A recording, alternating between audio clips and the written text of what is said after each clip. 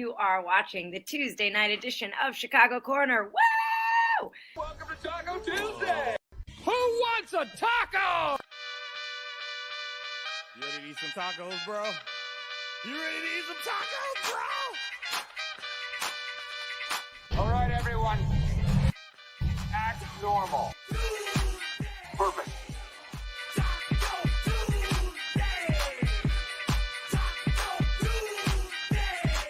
Oh my God! It's Taco Tuesday!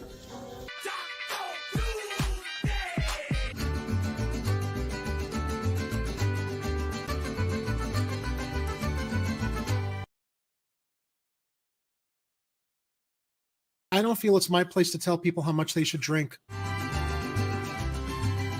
And there are ants in my whiskey. They add flavor, Kira. Is that man, like the worm in tequila? Have you seen my whiskey ants anywhere? That's okay. That's okay. The show will go on, everybody. Speaking of inflatable meat wads. A happy Taco Tuesday.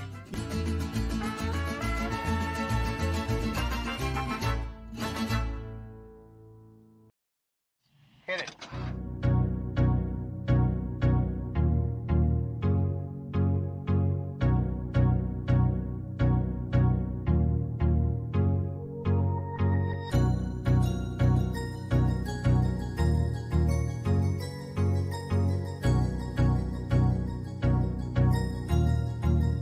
That's good.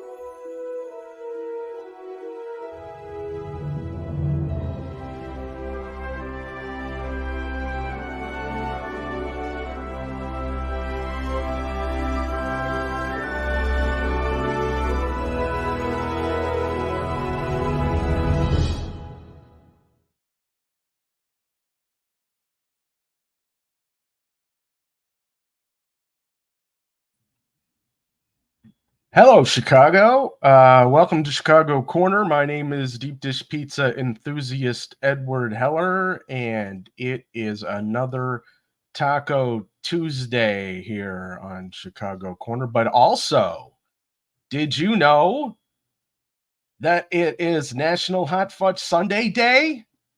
It feels like I'm saying things twice there. Sunday Day. Hot Fudge Sunday Day. Yeah. Anyway, so food holidays, that's my thing. Anyway, I want to welcome also to the live stream tonight, Jerry Vasilatos. Happy National Hot Fudge Sunday Day to you, good sir.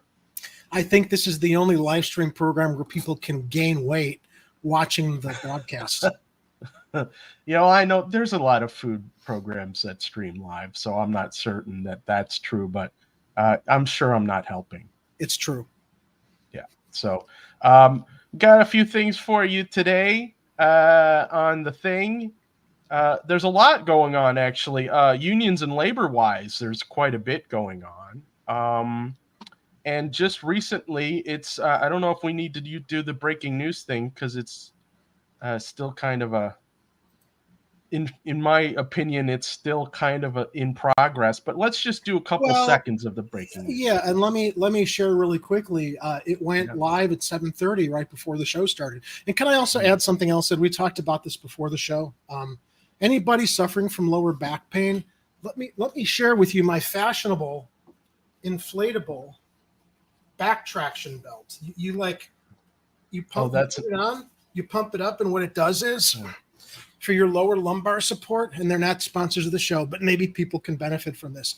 It squeezes you, and then it literally spreads your upper trunk from your hip so that it's reducing the compression between any discs that might be herniated or swollen. So I've had this for 2 days now, and it really is a little bit of a miracle because I have been feeling better. It's not comfortable to wear, but at least I don't have the the numbing, dull pain in my lower back I've been dealing with since the which sharp is pain good. resumed last week. Yeah. It's when you have chronic pain, it's rough. Anytime you can find any kind of relief, whether it's a little thing that like, for example, actually I just realized, Jerry, you have a utility belt now. It is a utility belt.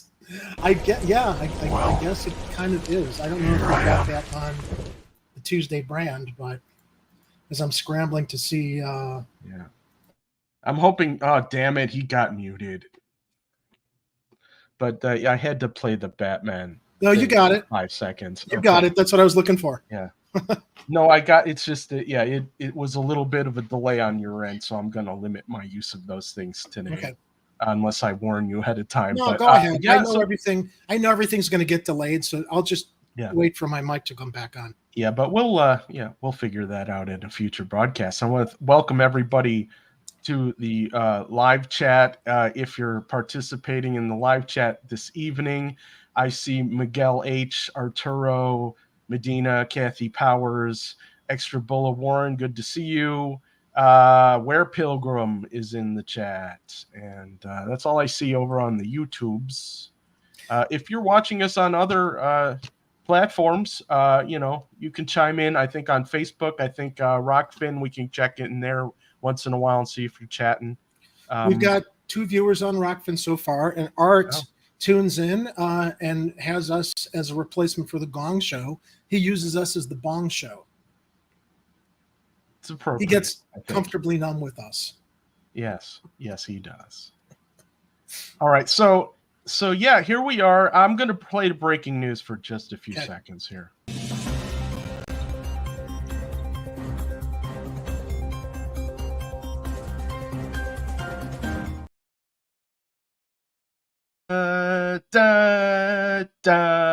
Breaking news.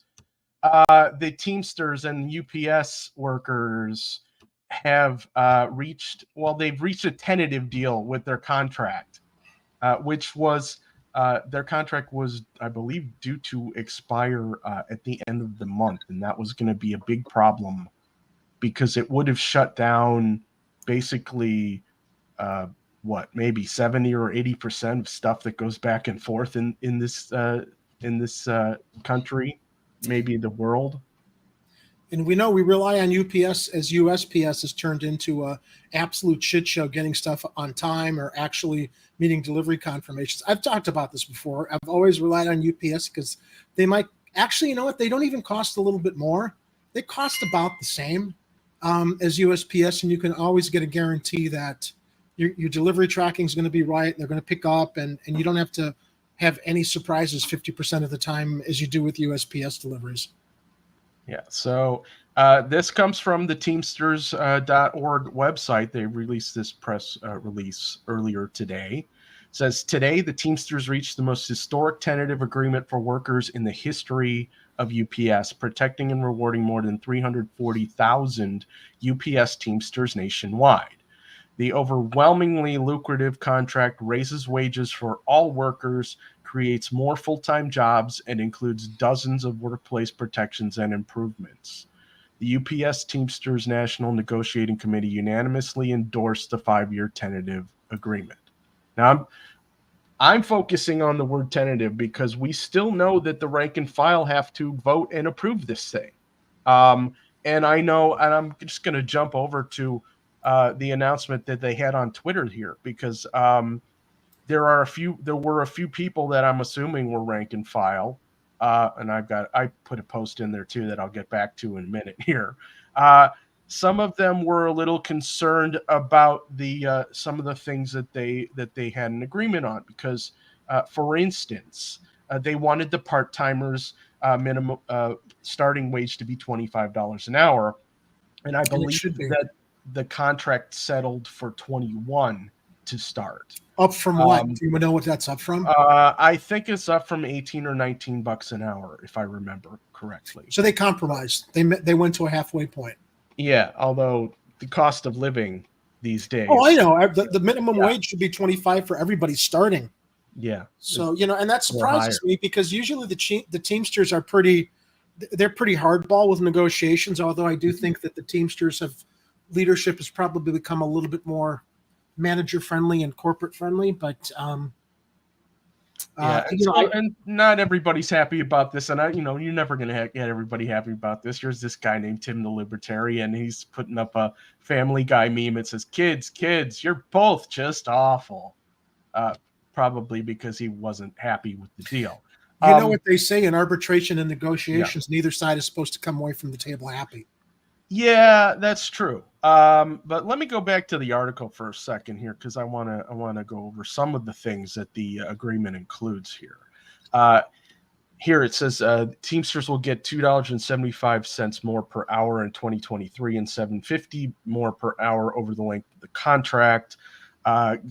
Again, existing part-timers raised up to no less than $21 per hour immediately, and part-time seniority workers earning more under a market rate adjustment would still receive all new general wage increases. Okay, there's more about the wage increases and stuff, but I wanted to get to there was another thing about air conditioning in the trucks, which was a big deal.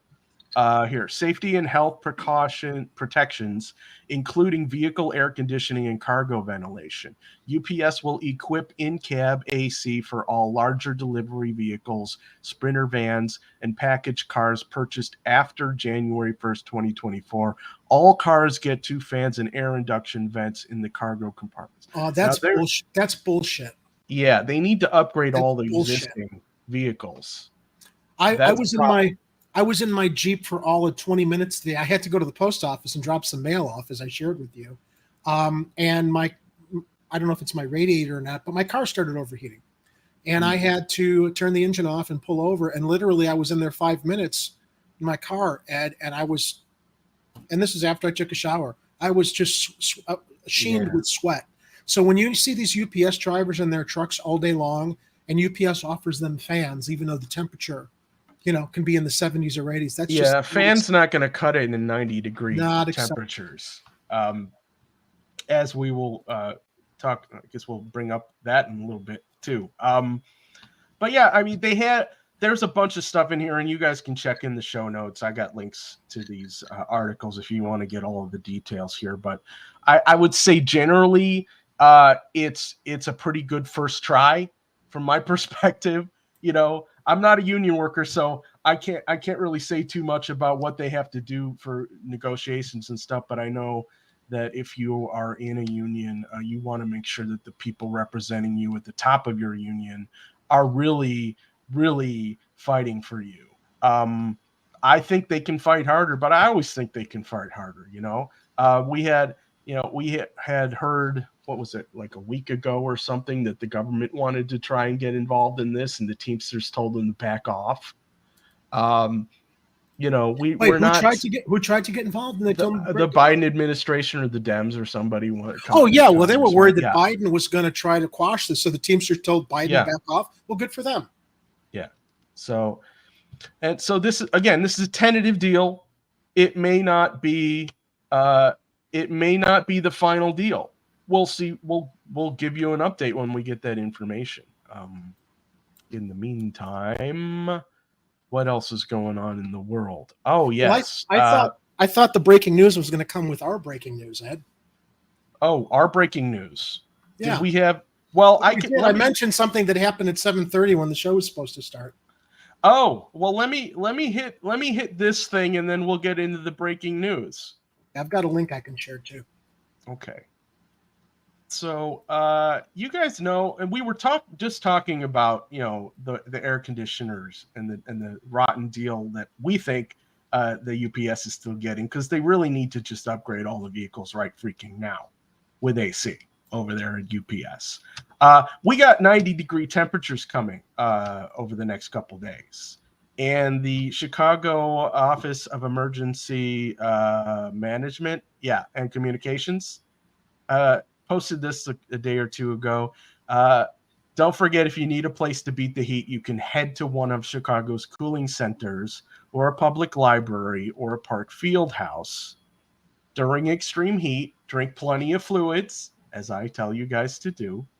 Avoid going outside. Well, that's not always easy for everybody. And they have a list of city-operated cooling centers at chicago.gov/OEMC. They tell you things like, keep your lights off or turned down if you can. I limit my electricity anyway, just because I'm trying to save some money over here. The only time I really have full lights on here is when I'm streaming, so you guys can see me. If I turn my lights off, it'll look like I'm in the Batcave, because I don't have the front facing light like Jerry has that makes him look all beautiful. And it really does, because anytime you see pictures of me anywhere else without lighting, I've got very deep eye sockets, and I pictures of me are not flattering elsewhere unless I've got a nice fill light. So thank you, Ed. Yeah, because I have just like this tiny little desk lamp on right now that's helping to fill in my face right now. But watch when I turn it off. Yeah. See how terrible that looks now? Yeah, we got to get you. And that's but this is so much better, and it's just me with a little light just somewhere near my face right now. It makes it look so much better. Before we lose track of this in the live chat, Kathy is referencing or talking about People's Response Network doing heat mapping on Friday. Kathy and the People's Response Network brought a film to my attention, a documentary that was produced by Cartemquin, I want to say maybe 5 years ago, called Cooked. And it's about the lack of cooling centers in Chicago. And I know that the People's Response Network had screened it previously. I want to say at the 400 Theater, and I think they're going to try to do another public screening sometime soon. We can't run it on our channel because of copyrights, but I told Kathy when People's Response Network gets that set up for a public screening, we'd be happy to promote it and also let people know of this movie by Cartemquin. I'm not sure if you can find it elsewhere online. Is it the Survival by Zip Code one? Is that the one? Not sure. Might be. I think that is the one. Uses the word cooked in it, which, by the way, let me also, it's off the topic. I am so sick and tired of seeing the phrase cooked or cooking used on social media. Let this person cook. So-and-so is cooking. I am launching a nationwide banishment of using the word cooked or cooking unless it relates to actual food prep. Okay? It is the most pretentious. Oh man, this guy's really cooking. Just stop. It's annoying when it relates to anything that doesn't have to do with making food. Okay? All right. Then one of my little pet peeves. So if you're on, I'll say he's on a roll. Is that okay? That's fine. That's great. Okay. That's great. Right. I love that because that makes sense. Cooking has to do with preparing food, everybody. Yeah, but it's metaphorical though. I just see it overused so much, Ed. It's annoying. There's some phrases that start to get overused where you're just like, enough already. Just I don't need to hear that anymore. Yeah. So so let's get back to this really quick here. Extreme heat. You got for one thing you should do, and it's the last one they got here. Check on family, friends, and neighbors. If you know that someone who might have a problem with either broken or busted or air conditioning that goes out often, or you have a friend who may not have air conditioning, and it's going to be super hot, and if you have an extra room and you can let them hang out in your air conditioned comfort, invite them over. We got to help each other out right now, especially with these crazy weather conditions that we've been having.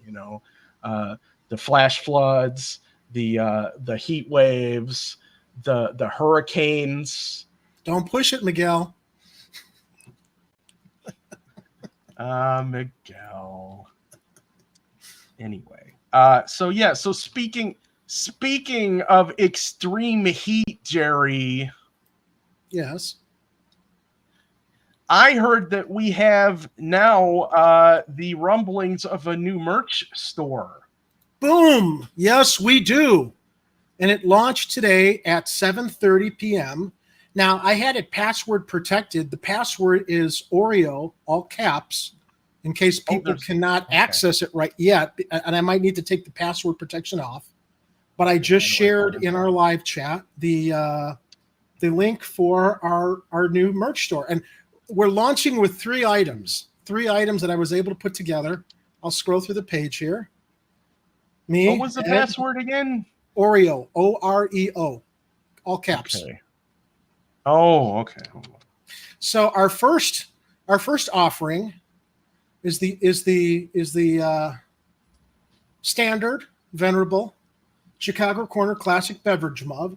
Enjoy your favorite beverage while participating on the show with our official Chicago Corner coffee mug. Beverage is not included.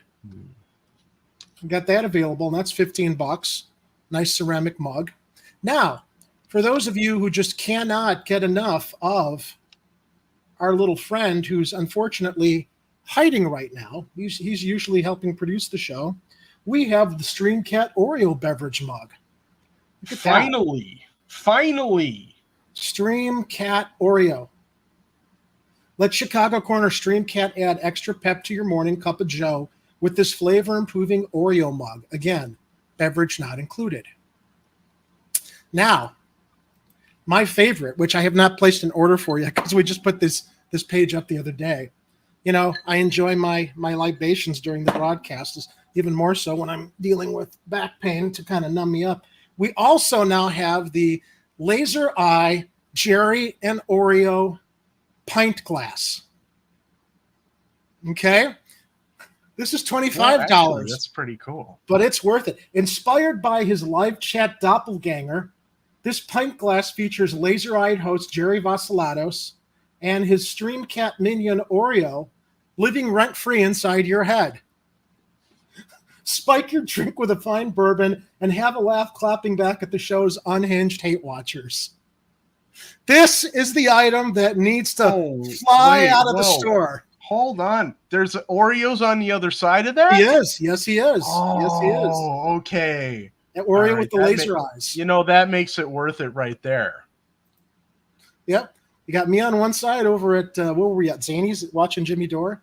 And you turn the thing around and lo and behold, you got my minion Oreo.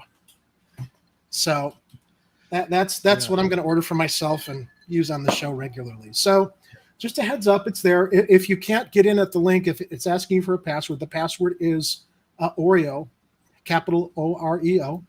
So grab yourself some merch and help the channel, and give yourself something to drink from. And we'll be adding more stuff. We'll be adding T-shirts. Ed's going to design some stuff. I just threw the store up with these initial 3 offerings because I was inspired after Friday's broadcast with the laser-eyed one. So and Kathy's been wanting stuff with Oreo on it for a while now. Yeah. So I'm so glad that you put that one up there. Yeah, he's going to be happy. He's going to be a little star. So that's that. That's our breaking news. That's pretty cool. All right. So I'm done with the extreme heat story. I am done with the Teamsters for now. And what else is next coming up on the show is wait, let me check the show notes. I know you guys you probably aren't even looking at the show notes at home, but you guys can follow along with the show with the methods of my madness by checking the show description and clicking on the show notes, and you can kind of see what's coming for the most part. And can I interject really quickly? We're going to add the link to the merch store on our website, and it should also show up on YouTube. Right now, I get it. Everybody's saying it's password protected. I'll take the password off. I just can't do it right now, opening another browser because I don't want to fuck up the show. But that'll be public after the show. But in the meantime, if you want to get in there, password's Oreo. So I'll open it up so it's public. I didn't realize even after the launch time that I set up that it was still going to require a password after 7:30. Well, let me open it up and then it's still asking for a password. Yeah. Okay. Well, we can fix that.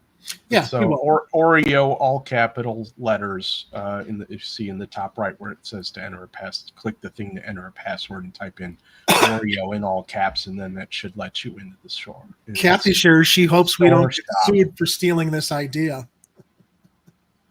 Well, we'll see, Kathy. We'll see. I don't know. Oh. Anyway, what is along with the channel, Kathy? All right. Along with everything else I've stolen. You've stolen our hearts, Mr. Vasilatos. I doubt that, but All right, where did I leave off? Okay, Union strike. Okay. I with was the doing. convention in Chicago. I had. Oh, that's right. I jumped around. Okay. Yeah. Let's go. Let's go with the Chicago thing here, because we got the Democrats decided they want to have a convention here in Chicago, and they signed a quote unquote peace agreement, and this is how CBS 2 covered it. The Democratic Peace agreement. comes to Chicago next year, but this morning, city and state leaders signed an agreement with labor leaders. That labor peace agreement is a commitment that an employer will treat workers with respect and dignity, and in return, those workers will ensure business runs smoothly. The president of the Chicago Federation of Labor passed out baseball caps to the politicians to show his appreciation. Can you pause it a moment, Ed? Yeah. What does it say that has to be negotiated into an agreement? Treating people fairly, doing things right. I mean, it just speaks to how fucked up things have been forever under the previous two mayors who clearly didn't care in dealing with the Democrats coming to Chicago. They just let them run roughshod over everybody. Yeah. So. Yeah, and I'm going to play the rest of this, and then I'm going to get into the article where I have a few things to say about this. Chicago is the hometown of the American labor movement. Our members are hardworking, talented, resilient, and they stand up for themselves and their families. And that's Bob Ryder, head of the Chicago Federation of Labor. He represents a bunch of different unions in Chicago, and you see Mayor Johnson is standing right next to him. At certain areas while he's watching him, you kind of it looks like Brandon's giving him the side eye, kind of. I don't know if that's intentional or if I'm just reading into it. Can I speculate? Yeah, because I'm sure that the Chicago Federation of Labor, as much as we're glad that they represent our union labor families in Chicago, they're also very. I've heard and sensed that they're also very pro-managerial, pro-corporate. So, yeah, I've actually seen that. Yeah, maybe that's what the side eye from Johnson is. That explains the side eye from Johnson. That you have to say this. Yeah, it's like you know what, we're bringing this thing, and it's going to bring you a ton of money, and you need to play ball, Mayor Johnson. That's all this is. Yep. It's like this whole thing is Brandon Johnson's going to be tolerating this convention. He has to let it come to town. He can't. There were people who were immediately being all contrarian when they found out the Democrats were bringing the convention to Chicago. He ran as a Democrat. He doesn't agree with all Democratic principles. He's more of a progressive running as a Democrat, right? I think we can all agree to that. So I get the sense that, as much as he had to run as a Democrat, as much as Paul Vallis had to run as a Democrat, because this is a Democratic town, he did so out of necessity, wanting to hold the hardcore neoliberal Democrats accountable. He's going to have to do some deals with the devil, and I hope it's not at the expense of selling his soul. I don't think it will, as far as his hardline principles are, having run as a progressive. So,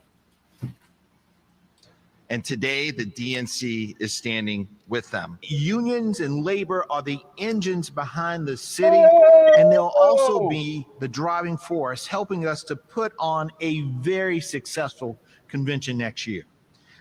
The DNC chair says this is the fastest it's ever completed an agreement with labor unions. Yeah, that's probably not good that happened so fast.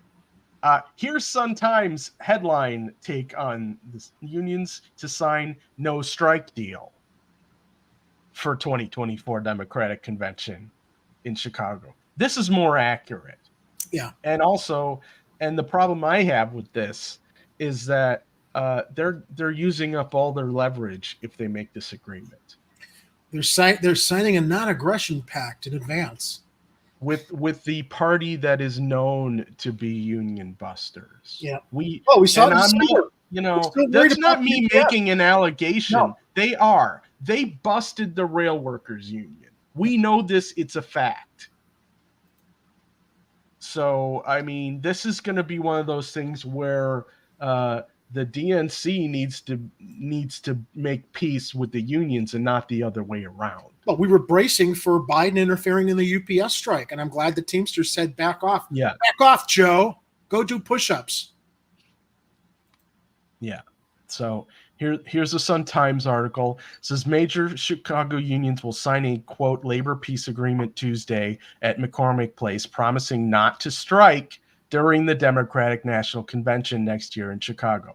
They shouldn't sign that. There's a lot of stuff that can happen between now and then. That's the problem.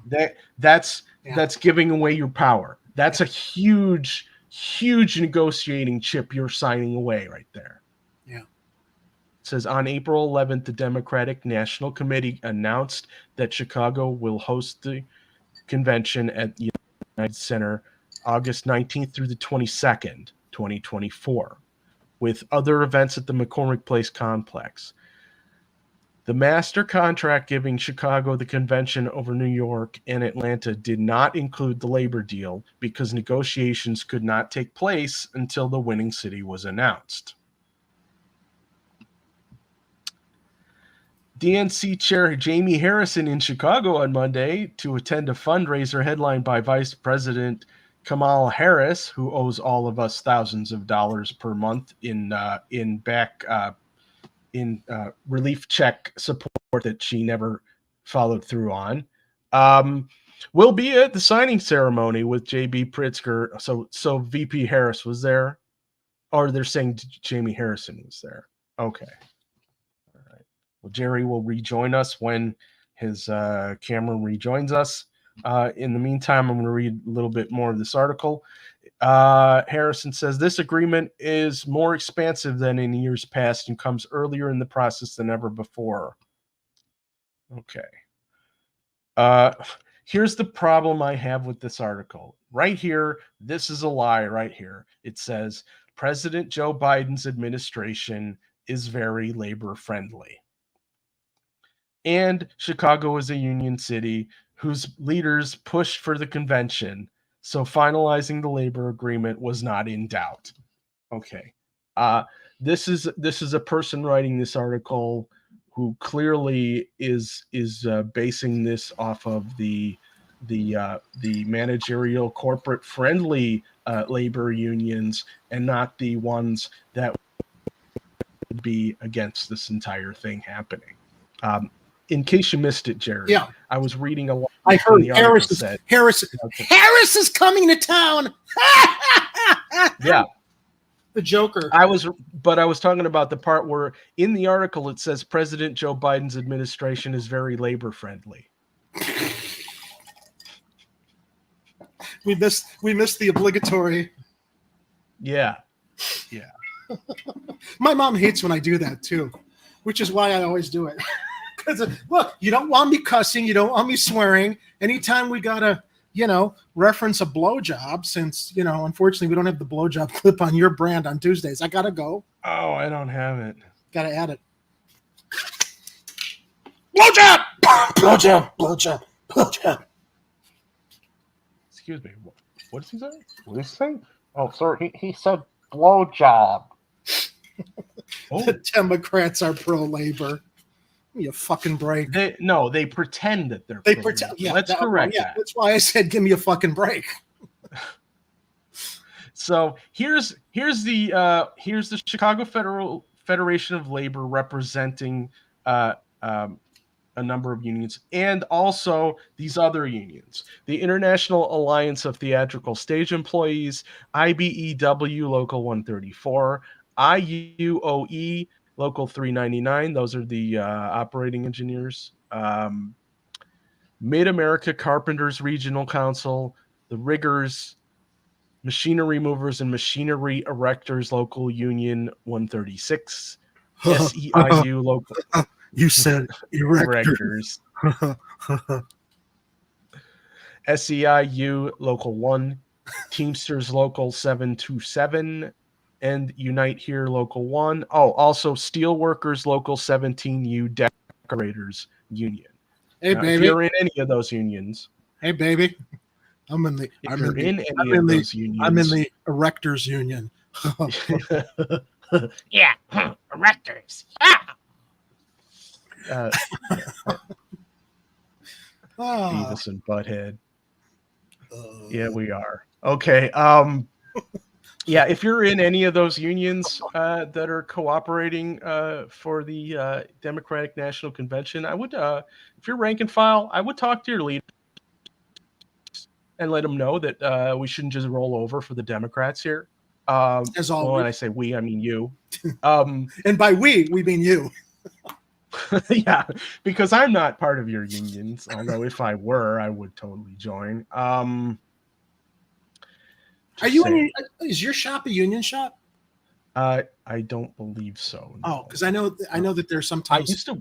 I used to work in a place that like the guys out on the production floor were union, but I was in an art department that wasn't.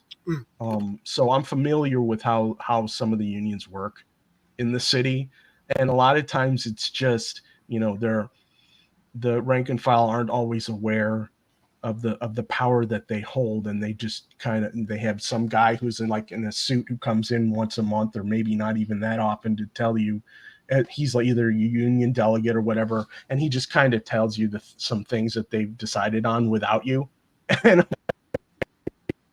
yeah, that's probably not how a union should be running. No. So yeah, I mean, if you're a shop steward or you want to be a shop steward and shake things up, that's probably a good thing right now, because if your union isn't doing what it's supposed to be doing to represent you, just like anyone representing you, you need to hold them accountable. It's as simple as that. So yeah, that was that story. Did I play the rest of that story? What else did Accountability is the name of the game. Well, okay, we got the labor peace agreement. Unions to sign no strike deal. I think that covers. Okay, yeah, we covered that. We did the heat warnings. We talked about the merch shop. Hey, did you guys know we have a new merch shop? We do. Should I bring it up again? You head to chicago-corner-shop.fourthwall.com, and I think for the next few days or whenever Jerry gets around to making the change, you may have to hit the password protect thing in the upper right and type in Oreo in all caps to get in, and then you can buy an Oreo mug. Those are pretty awesome. And then there's a pint glass with Laser Eye Jerry on one side and Laser Eye Oreo, the Stream Cat, on the other side. And then we also have a Chicago Corner mug. Yeah. Well, so I know you had some designs you wanted to create also. There will be more things. Yeah, yes. More designs.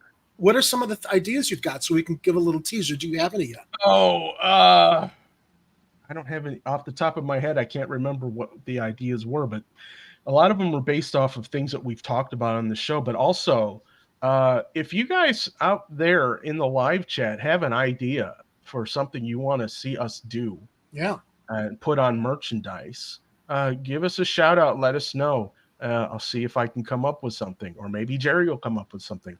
We're both very talented in Photoshop. I just threw all this shit together in like 30 minutes, so wasn't too hard. I was thinking about like political stuff we do.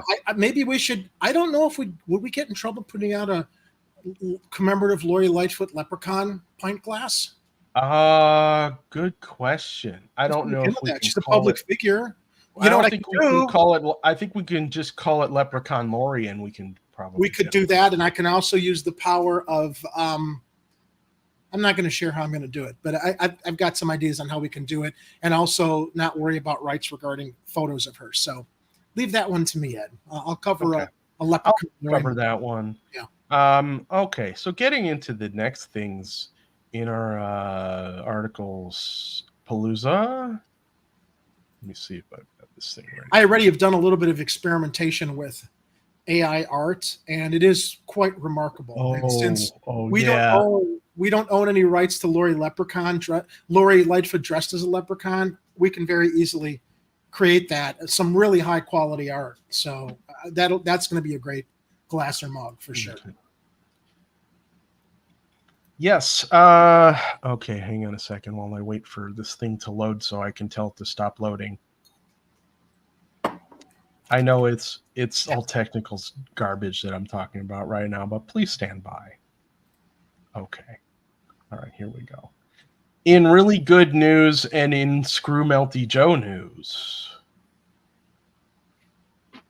if I can get this up on the screen. Hold on. Okay. Judge blocks limits on asylum. The interruption. It seems as if we're experiencing some technical difficulties. Okay. Sorry, jumped the gun. I thought we were going to be waiting longer. Yeah, I don't know why it was taking so long for that page to load for me. Judge blocks limits on asylum at U.S.-Mexico border, gives President Biden time to appeal. Yeah, we don't want to give him time to appeal. He was wrong in this. And I'm going to read the part of why. Federal judge on Tuesday blocked a rule that allows immigration authorities to deny asylum to migrants who arrive at the U.S.-Mexico border without first applying online or seeking protection in a country they passed through. But the judge delayed his ruling from taking effect immediately to give President Joe Biden's administration time to appeal. Why? You don't owe him anything. What he did was wrong. Yep. The order from U.S. District Judge John Tigar, Tigar, Tigar. I say Tigar, or do you say Tigar? I am the Lord Judge Tigar, and you will listen to things that I say. You say Tigar, I say Tigar. I am Captain James T. Kirk, and that's just the way I pronounce things. Or is it Tigar? Tigar. Of the Northern District of California takes away a key enforcement tool set in place by the Biden administration as coronavirus-based restrictions on asylum expired in May. Well, those were wrong too. So I mean, the two wrongs doesn't make a right. Yeah, it's like I'm sure it's like so what they're saying is the Biden administration was upset that Trump's stupid rules expired, and so they put in their own stupid rules. Do you know that Biden has also resumed construction on the wall? I'm not shocked by that. I'm not either. But everybody who was complaining about Trump, Trump was just he was more public about being an asshole. Biden campaigned against him, saying how xenophobic and racist and bigoted that was. And it's like, yeah, but President Biden, you just resumed construction of most of the border walls yourself. So aren't you just as much of a racist, xenophobe? Look, everybody knows. Too many people forget what Joe Biden was. You want to know what Joe Biden was about? Forget about grandfatherly, Ice Cream Joe, who they wheel out in public like Weekend at Bernie's all the time. Okay, the guy's got one foot in the grave. Go to YouTube and look at old stuff when he was buddies with Strom Thurmond. Look at when he co-authored the crime bill. Look at when he went public about how much he wanted to make sure his kids were going to segregated schools. That doesn't go away. All of this embracing of identity politics now with his lesbian press secretary and all of these transgendered appointments to his camp. It's just pandering, people. It's performative. He doesn't give a shit about their real rights. He's doing that to act like he's changed. He hasn't. And this is evidence of that, as is him resuming all of the construction on all these border walls that Trump was bragging about. They're not different.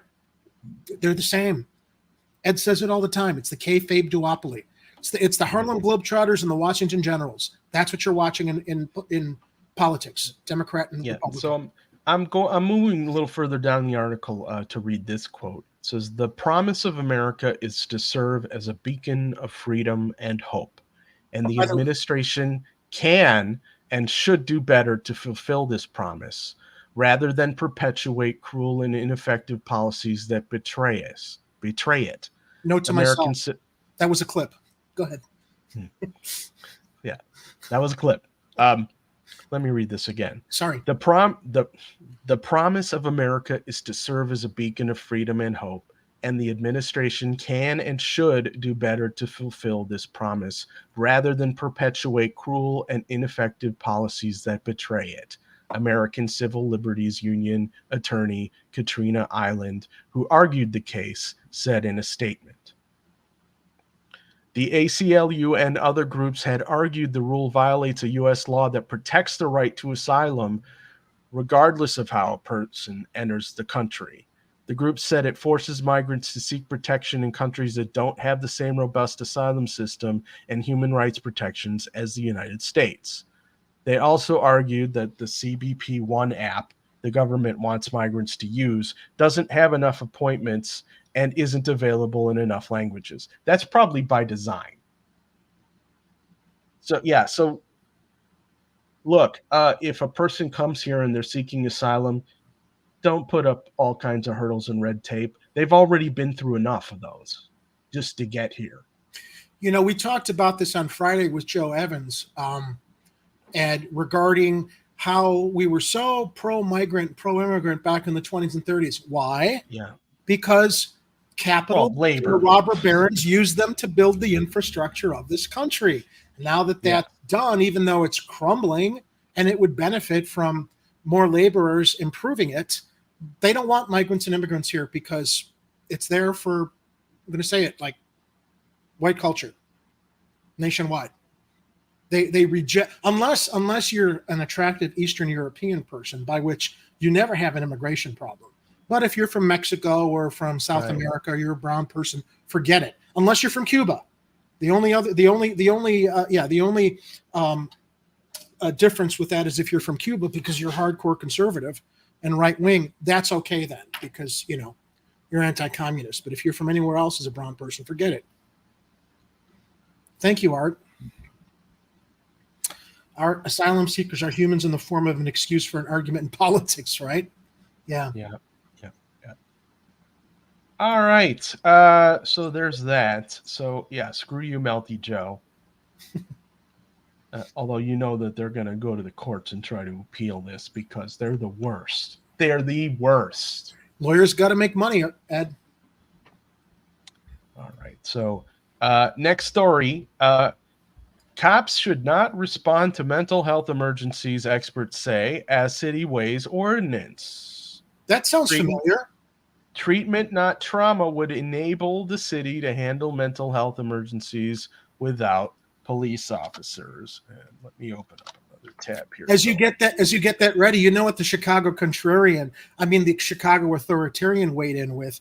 This is just a revenue scheme by which psychiatrists and mental health professionals can make money in Chicago instead of letting cops crack skulls and throw people in jail all the time, because that's the only solution to all of this stuff. Ed, I every time I check up that, and I would encourage people to check out the Chicago Contrarian, if anything, just to troll him and lash back at him, because this is the most racist, xenophobic, bigoted asshole I've seen locally on Twitter. Every time something is done to improve things by Johnson or anybody, he's there to they find a way to crap all over it. Wave a flag for the police department. The only solution is the police. And finally people are like standing up against him. What's your solution then? You said it, Ed. Someone actually. Well, their only solutions are fascism and authoritarianism. That's right. All they do is come and crap on everything without offering solutions, because their agenda. Put them in jail, stick them in the mental health facilities. Their agenda get them out of sight, out of mind. Their agenda is not to improve life for Chicagoans. Their agenda is to get brown and people of color off the streets, so they can live in the utopia that they expected with Paul Vallis and the police department that still hasn't stood down as they promised. Yeah, and the other solution is to hide or suppress the problems instead of actually solving them. Yeah. So, treatment, not trauma, would enable the city to handle mental health emergencies without police officers. Similar programs have been successful in other cities, officials said during a Monday hearing. And that's Alderperson Rosanna Rodriguez Sanchez of the 33rd Ward. And I think that's Andre Vasquez on the right. Isn't Rosanna Rodriguez the one who made the faux pas? She's the one that was talking about Italian ice. Italian ice. By the way, a great invention of the Italian people, and they should be extremely proud. Didn't we talk about this like off the air at some point, or who did we talk about? Well, we talked about this on the air. Did we? So yeah, I had a whole section on this thing. Okay. While we're talking about her briefly, go ahead. Yeah, go ahead. No, you go ahead. I'm getting a video. I'm getting an image up here. Yeah. So if you guys missed that episode, I explained to everybody how the Italian ice is a frozen delicacy invented in New Jersey by an Italian American, and it's a huge part of the Italian American culture, and they should be extremely proud and build statues of the people who created that. And I don't have a problem with that. I think everyone who keeps crying about Christopher Columbus statues being torn down should be super stoked or thrilled, or if they got replaced by the inventor of the Italian ice. You know what? I will go one further, Ed. You know what? To a certain degree, I think that Alderman Rodriguez Sanchez probably. I think that she was. I don't know. I'm starting to reevaluate her suggestion. I don't think it was appropriate for her to suggest we celebrate Italian ice. This is what I think we need to see. Yes. That was the thing we didn't talk about on the air. Another very worthy invention to get Al. That's right. I think it was the Al's Italian beef, or whoever Al's relative was who invented the Italian beef, also should be getting a statue. I mean, well, you can have the beef as a statue. Is that a real statue? I want to see this replaced. No, this was a Photoshop that someone presented. Mike Vanderbilt actually. I found it on I found it on my friend Mike Vanderbilt's Facebook feed, and he posted this a year or two ago before there was the Alderman Rodriguez Sanchez controversy. But I think that this is what we need to put in place of the removed Columbus statue. I think it's only fair. That is what we need to see. Yeah, I guess I would, take a vote. Poll the existing Italian Americans in the greater metropolitan Chicago area and ask them, you guys down with the Italian beef or not? Yeah, you don't like the Italian ice? Okay, fine. How about some Italian beef? That would certainly beef is super masculine. I would say, that's right. It feeds a family. I think that are we getting a little too far into the weeds here? I don't know. I can't imagine that they wouldn't love promoting the Italian beef, Ed. Despite the fact, as you know, you dicks, what the fuck were you thinking? You make some kind of secret agreement with the Italians. You're out there measuring your dicks with the Italians, seeing who's got the biggest dicks. You're out there stroking your dicks over the Columbus statue. My dick is bigger than yours and the Italians. I have the biggest dick in Chicago. Well, Jerry, I was going to recommend that we use that as a clip, but I don't know if that many dicks in a row is going to get us the views that we want. That's what she said. I think we'll give it a try. We'll give it the old college try, as they say. Okay. All right. What were we talking about? Oh, yeah. Treatment, not trauma. Alderwoman Rodriguez Sanchez. That's drove into that ditch. Okay. So Alderwoman Rosanna Rodriguez Sanchez of the 33rd introduced her treatment, not trauma ordinance 2 years ago. Arturo says if they built that Italian beef statue, they'd need to take it down because someone will think it's offensive to Italians. And Art does not understand the whole satirical aspect of what I was proposing. Yeah. Also, Art, I mean, the Columbus statue was probably offensive to some Italians. Yeah, there's I'm just saying. Ed, there's a Twitter profile. Italian Americans.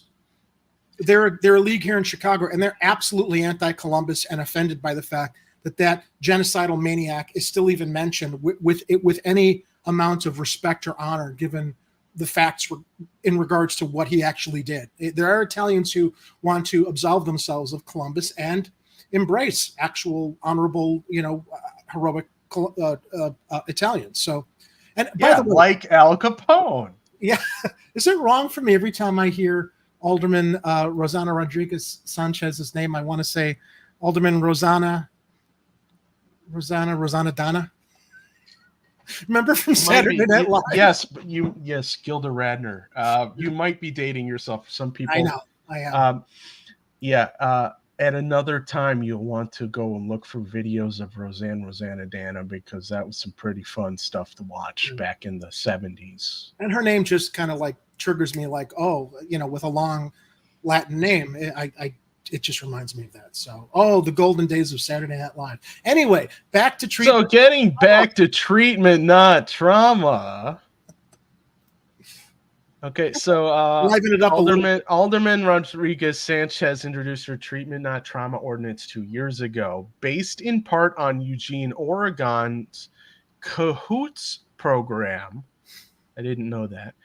The Alderwoman's plan would create a network of professionals to respond to mental health emergencies without armed police officers. The ordinance stalled in committee in 2021 as the city launched a pilot program to de-escalate mental health crises, which progressive alder people criticized for still using armed police officers. Now, the chair of the City Council's Committee on Health and Human Relations, Rodriguez Sanchez, invited experts from alternative policing and mental health initiatives to lay out how similar programs without cops could work in Chicago. Their testimony during Monday's hearing is an effort to get portions of treatment, not trauma, included in the city's 2024 budget, Rodriguez Sanchez said. Veteran and freshman alder people were broadly supportive of the idea during Monday's subject matter hearing on the topic, probing for more details on the potential funding and logistics to offer mental health services without police involvement. Right now, we have a huge possibility to create something that is informed by what is already been done across the country, but that also is particular to the needs of our city. We have the expertise to do that, Rodriguez Sanchez said. And flip to the other image here. How do other cities handle mental health emergencies? I'm glad I asked myself. Albuquerque Community Safety was launched after the 2020 murder of George Floyd. The city reallocated millions of dollars toward the program amid calls to defund the police, said Mariela Ruiz Angel, the city's community safety director. Albuquerque, New Mexico's program works as the third branch to the city's existing public safety departments in response to 911 calls for mental health, substance use, and homelessness issues with a staff of unarmed civilians, Ruiz Angel said. Now, I actually looked to see, I was like, okay, well, they're using Albuquerque, New Mexico as an example, and I just Googled to see how are they doing with that. They're actually doing so well that they're expanding their program. They're actually doing a hiring drive right now, trying to get more people to expand the program there in Albuquerque, New Mexico, because it's working well. So that's good news. Hey, it's proven elsewhere, yet we still have people here that want to do the same old thing, spend the same amount of money, get the same results, which is the definition of insanity, when you expect different results from the same old thing. Why not give this a try? Why not everybody complaining that want more cops on the street, step back, shut the fuck up, let's give this a try. And you know what? If they're wrong, Ed, fine. We'll have to step back and reevaluate. But there's been such a resistance to this for so long. And there's been so much, so much hand-wringing and pearl clutching and hair on fire in regards to actually treating those that need mental health support humanely. And I think it speaks to the fact that we kind of have missed the humanity in all of this. Yeah, they're assholes. They're gangbangers. They're violent criminal offenders. We're not disagreeing with that. But there are just as many as we saw with the Humboldt Park Nazi, who, in retrospect, I don't know that he was really that much of a threat, given what ended up happening. We're learning. We were basically, when we were reporting that story, there was very little information. We had to try and dig it up. We were reporting on it because nobody else was, and it was a developing story that it was so developing that we actually did a live stream on the weekend to try and follow up on it.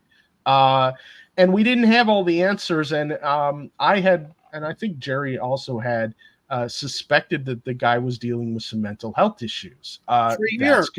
That's confirmed. That's confirmed. And the thing is, for a year of this guy to be go unchecked, we didn't know that there had been over 45, maybe more, complaints lodged by a community largely occupied by people of color who reached out to the alderwoman, who reached out to their state representatives and said, this guy's got some mental issues. What you and I saw was a maniac up on a rooftop with what looked like a concentration camp sniper tower with a weapon, who had previously, shot laser pointers at police helicopters, who looked like he was a danger, not just to the community, but to himself. The guy shot himself. And in hindsight now, was he really dangerous? We're told he shot himself. I'm still skeptical. I don't know what SWAT does. And it's a good point you bring up, Ed. I think he did shoot himself. I mean, I think it's possible. I don't think the police, after a year of letting this go on and on and on, had the brains to decide, well, we have to nip this in the bud now that it's gone, public.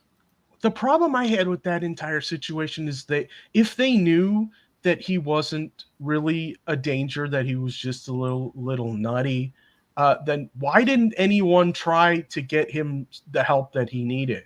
Well, Ed, here's an interesting side note to that. We had some comments posted on our YouTube channel on the segment that we did on the Humboldt Park Nazi from somebody who claimed that she was a mental health professional and she'd been working with the police, and she was bemoaning the fact that this guy didn't get any help. She claimed she was friends with him, okay? And she claimed that our coverage was insensitive. She claimed that we didn't know anything about any of this and we should shut up. So I'm going to say, if she is authentic and she really is a mental health professional, number one, I'm worried about the quality of mental health professionals that they're using, given how histrionic she was in our live chat comments. But if she, I'm sorry, in our YouTube comments, right? Our after show comments. But if she was, apparently there were people that knew that this guy needed mental health help. And why wasn't that information that was distributed to news outlets? Why did we have to find out after the fact? And I may have posited to her in those comments that I think it was she posted. So if you're claiming that you were a mental health worker and you're complaining about us, covering this, or I think she was directing some comments at you, what did you guys do? Why did this go on for so long? And I got no response to that. I'm not even sure which comment she was replying to. All I know is that we tried to be as fair to the story as we possibly could be with the information we had.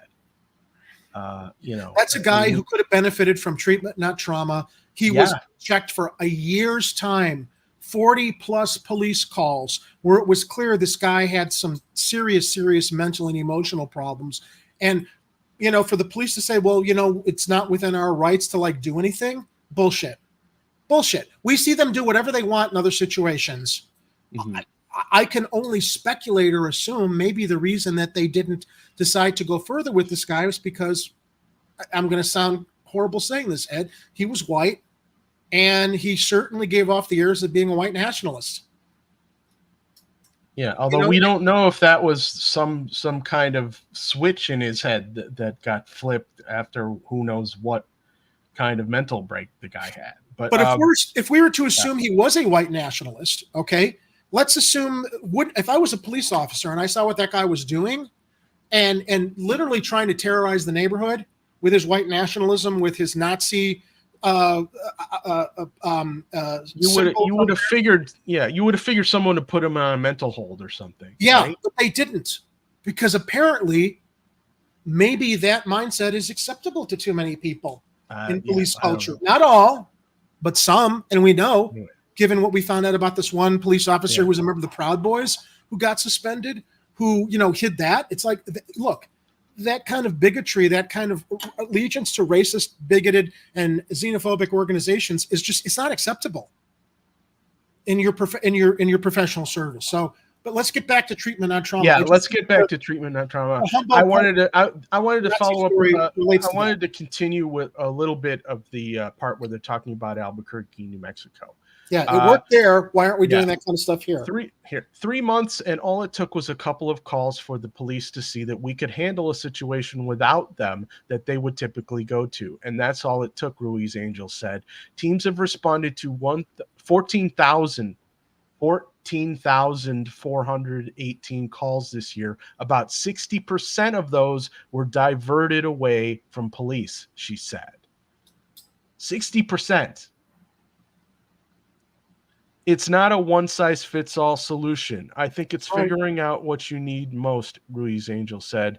Figuring out how to make sure your police, your fire departments are involved, and making sure communities are involved, and then really taking it just day by day and step by step. But don't let the planning hinder you from even moving forward. And like our mayor, Brandon Johnson, I think he or some of the people in his team were talking about wanting to have the city to have wraparound services. So even if as they move forward with the treatment, not trauma response team, they're going to need additional services linked to that as well, because inevitably they're going to find homeless people who need shelter and support. They're gonna have to find all kinds of different types of support systems. Some of those already exist in part, but now it's going to be one of those things where they start coordinating with each other and in a way that maybe they have never done before.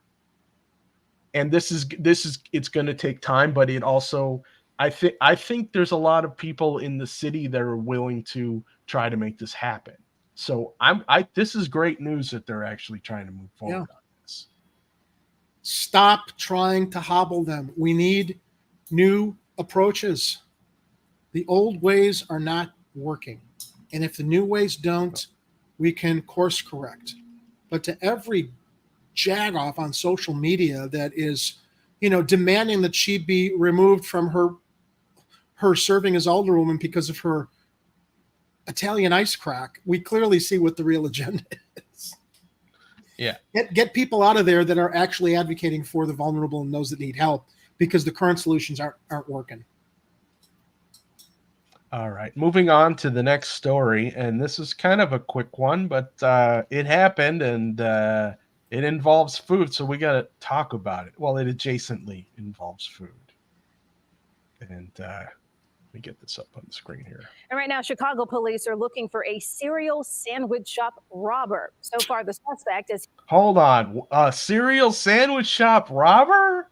Ed, where were you on the night of these robberies at West North Avenue, North Milwaukee Avenue, West Ohio Street, Southwestern Avenue, South Wabash Avenue, South Canal Street, and West Roosevelt Road, sir? Probably at home being broke and unable to afford sandwiches. That is not an alibi. That's true. I might have been making pizza. All right, well, at least on one of those occasions. Provide the receipts, the grocery receipts, I guess. All right. We'll have to release you.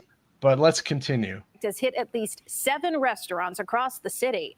CBS 2's Marissa Perlman has more from the Loop at the latest location of the robbery. We spoke with shaken up employees at multiple locations across the city, many of them Subway chains. This one here on South Wabash hit Pause it for just one moment. last week. But police... I will commend the Subway sandwich thieves' taste in fast food, because Subway is a great. Yeah, well, I mean, they're saying he's a robber. I don't know if he's actually stealing sandwiches. Oh, he's not stealing food too? Oh, okay. All right. But let's see what. Well, that's not fair then. Stop robbing Subway shops. That's like one of the best fast food franchises. No, it isn't. But we'll get into that. Yeah, it is. It's... Police say the same suspect has been seen in different neighborhoods at different times all across the city. I got a call from one of my employees saying that he just got robbed. A Subway employee robbed at gunpoint in Bridgeport. The crime caught on surveillance camera. Okay. Well, first of all, that's not me. So clearly not me. You're off the hook. Second of all, dude, his face is not covered. How long is it going to take for them to catch this guy? Well, we've said this in the past that they don't always reveal the fact that they might actually have leads, because you don't want to tip this guy off like they did with that jackass who set the walking man on fire, and we're like, he's all over these cameras. How do you not know who he is? Yeah. Camera. It happens in minutes. Owner Harry Patel rushed over after. When he's doing the whole gangster thing with the gun. Came in, bought a bottle of drink and bag of chips. He put it at the register and gave him the money. When he tried to open the register, that's when he put a gun to his face. An employee complied, and he took the money. This comes after a warning from police about at least 8 other sandwich shop armed robberies in several Chicago. That actually looks like the guy who set the walking man on fire. Is that their uniform? They dress in white tracksuits with hoods. Remember that guy?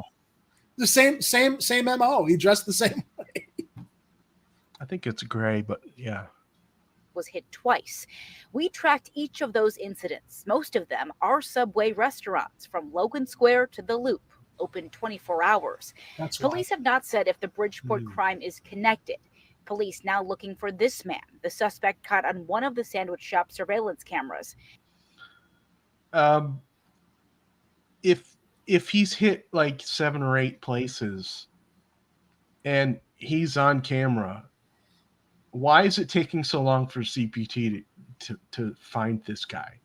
Well, my speculation is they're letting it happen. Well, no. Well, circulating this photo now from all these locations will probably make it easier for somebody to step forward and identify him. Yeah. Because just because you've got a video ad, I mean, look, a lot of people. There's probably like a half a dozen other people that look like this guy, half a dozen other people that look like you or me. So, while we're seeing his facial features, it's really going to rely on someone who can identify him from all these neighborhoods that might actually know him because of the way he dresses or might have some personal interaction with him. Suspect goes behind the counter and takes money from the register or demands an employee to give him cash at gunpoint. All but one of these robberies we investigated is a Subway chain. The other, a Euro shop off of Southwest. What? Police now asking for. They went after the Euro shop, They Jerry. went after the Greek gyro shop. Oh my God, this is a job for. Well, here I am. It's a job. It's a job for the Greek Batman.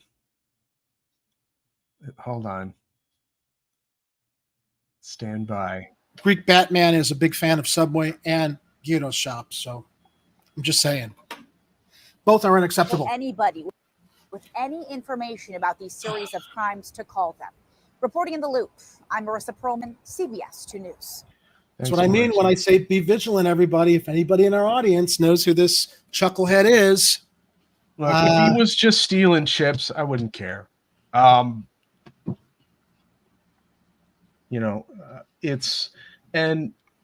know it's hard to make ends meet these days, but robbing people in a sandwich shop, no mask, small business owners, franchise owners. Dude, you're gonna get caught. Yeah. It's not very when, bright. not if, but when. And these are franchises too. So it's not like the guy. I mean, there may be some rich guys who own like a whole string of Subways in a certain metropolitan area, but sometimes it's just one shop that these guys have. Yeah. And you're supposed to support local business, not rob them, is all I'm saying. Speaking of local businesses, Ed, and we're talking about gyros, I need to give a shout out, and they're not.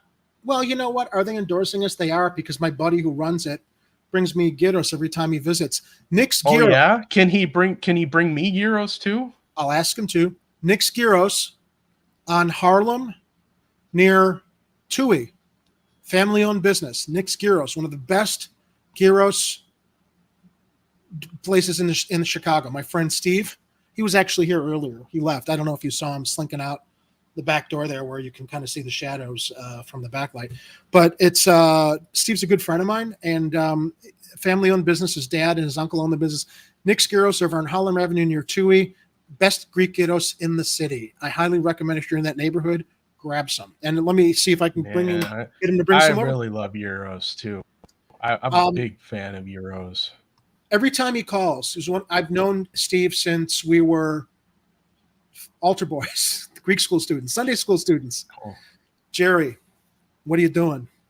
Well, I'm just working on my computer. Got to get some stuff done with, filling order stuff. You want some company? Yeah, if you want to stop by, hang out, sit on the couch. You want me to bring some gyros? I'm at the store. Yes, I haven't eaten yet. I will never say no to your gyros. So, yeah. Nick's Gyros, Harlem and Tui. Check them out. So you ate before the show this time? Is that what you're saying? No, it's sitting in the oven. I'm going to heat it up after the show. All right. So, well, I always tell Jerry, it's like, you're a growing boy. You should eat something before you go on the live stream. But he doesn't listen. Oh, I wish I had the time, but I had to run that errand, deal with the fact that my car is overheating and I probably have a leaking radiator, and then get upstairs and set the show up. So there was no time to eat. But I'm looking forward to enjoying Nick's Gyros after the show. Yeah. So next story. Really quick aside that you will enjoy and appreciate that I just think is hilarious. Okay.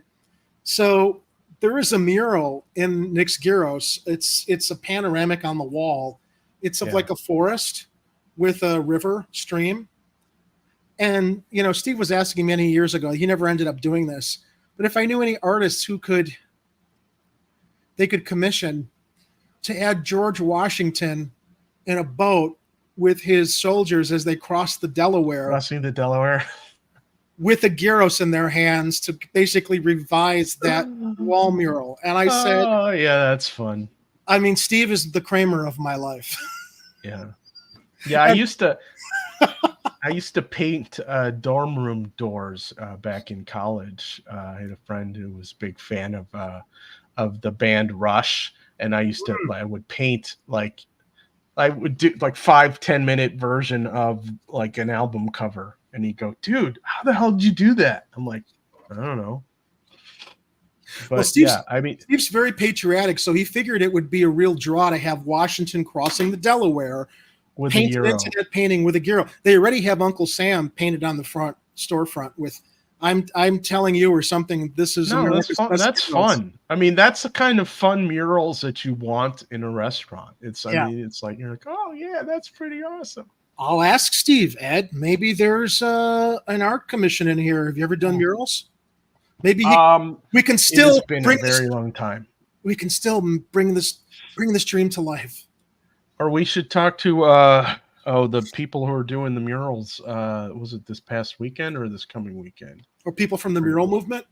Yeah.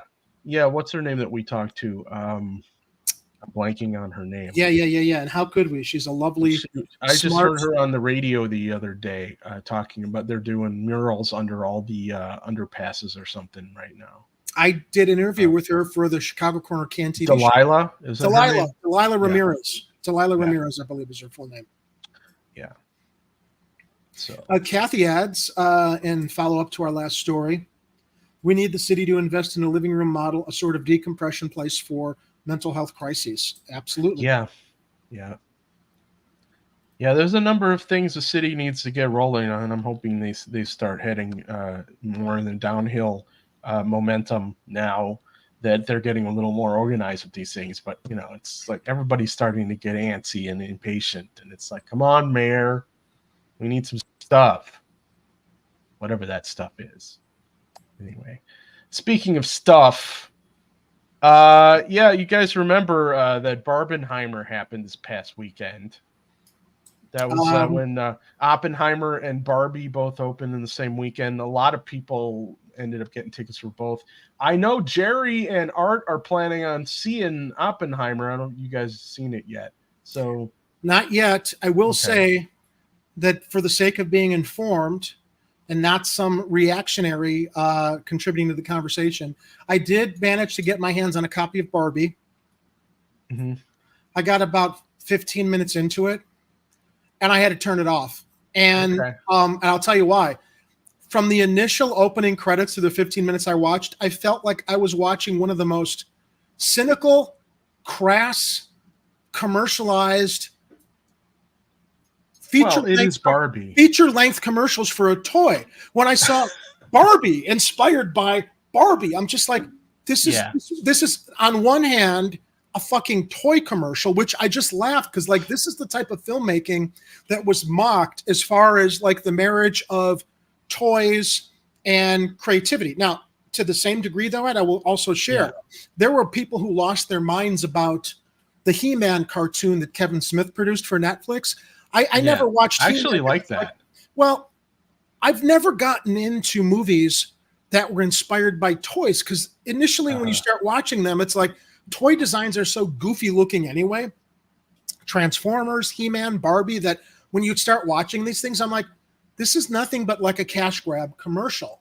And I mean, that's what a lot of our childhood cartoons were basically commercials for either cereal or toys. So you watch the first 15, 20 minutes of Barbie, after which I turned it off because it started as a goofy, wow, this is a feature-length commercial. And then it started shifting into political stuff or identity politics, social commentary, gender politics, things, which I'm not that offended by. I had an open mind, but I'm just like, this is garbage.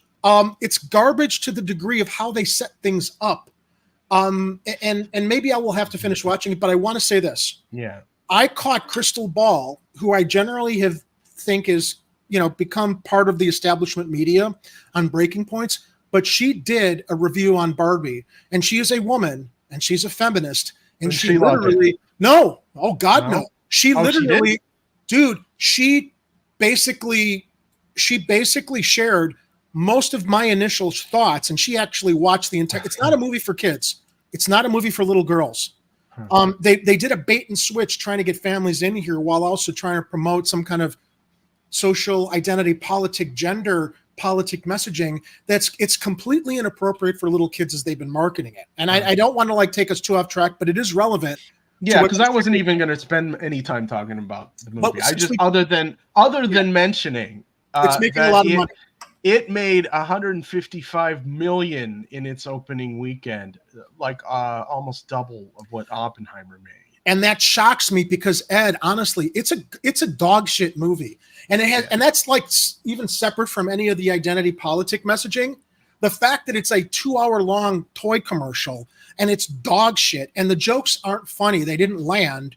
There was nothing I felt entertaining about it. And I think the reason it's doing so well is because there's been a marketing campaign convincing everybody, you have to see this movie.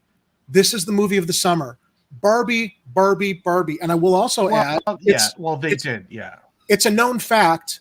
The most successful box office with movies, women make up most of the movie going audience, so I guess it's not a surprise, but there are a lot of women who took their daughters to this who are just like, what the fuck was this? This is not appropriate for me to bring my kid to it. So I think Crystal Ball gave a really, really great review, even handed as a feminist, commenting on just the lack of creative, the creative inspiration for this movie, the dog shit messaging. But look, Warner Brothers marketing machine that did a bait and switch is making it's one of the biggest movies of the summer.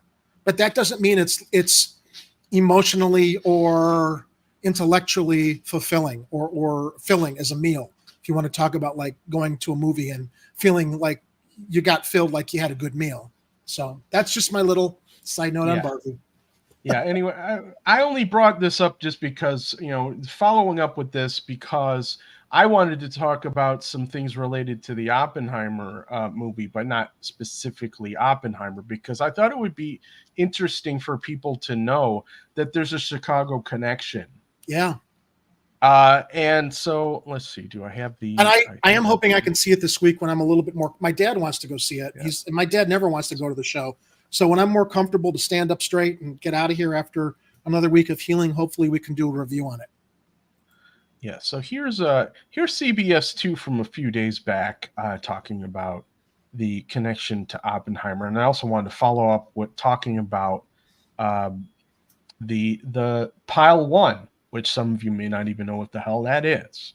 Oppenheimer is about the creation of the atomic bomb, which may have never happened if not for a monumental moment at our own University of Chicago.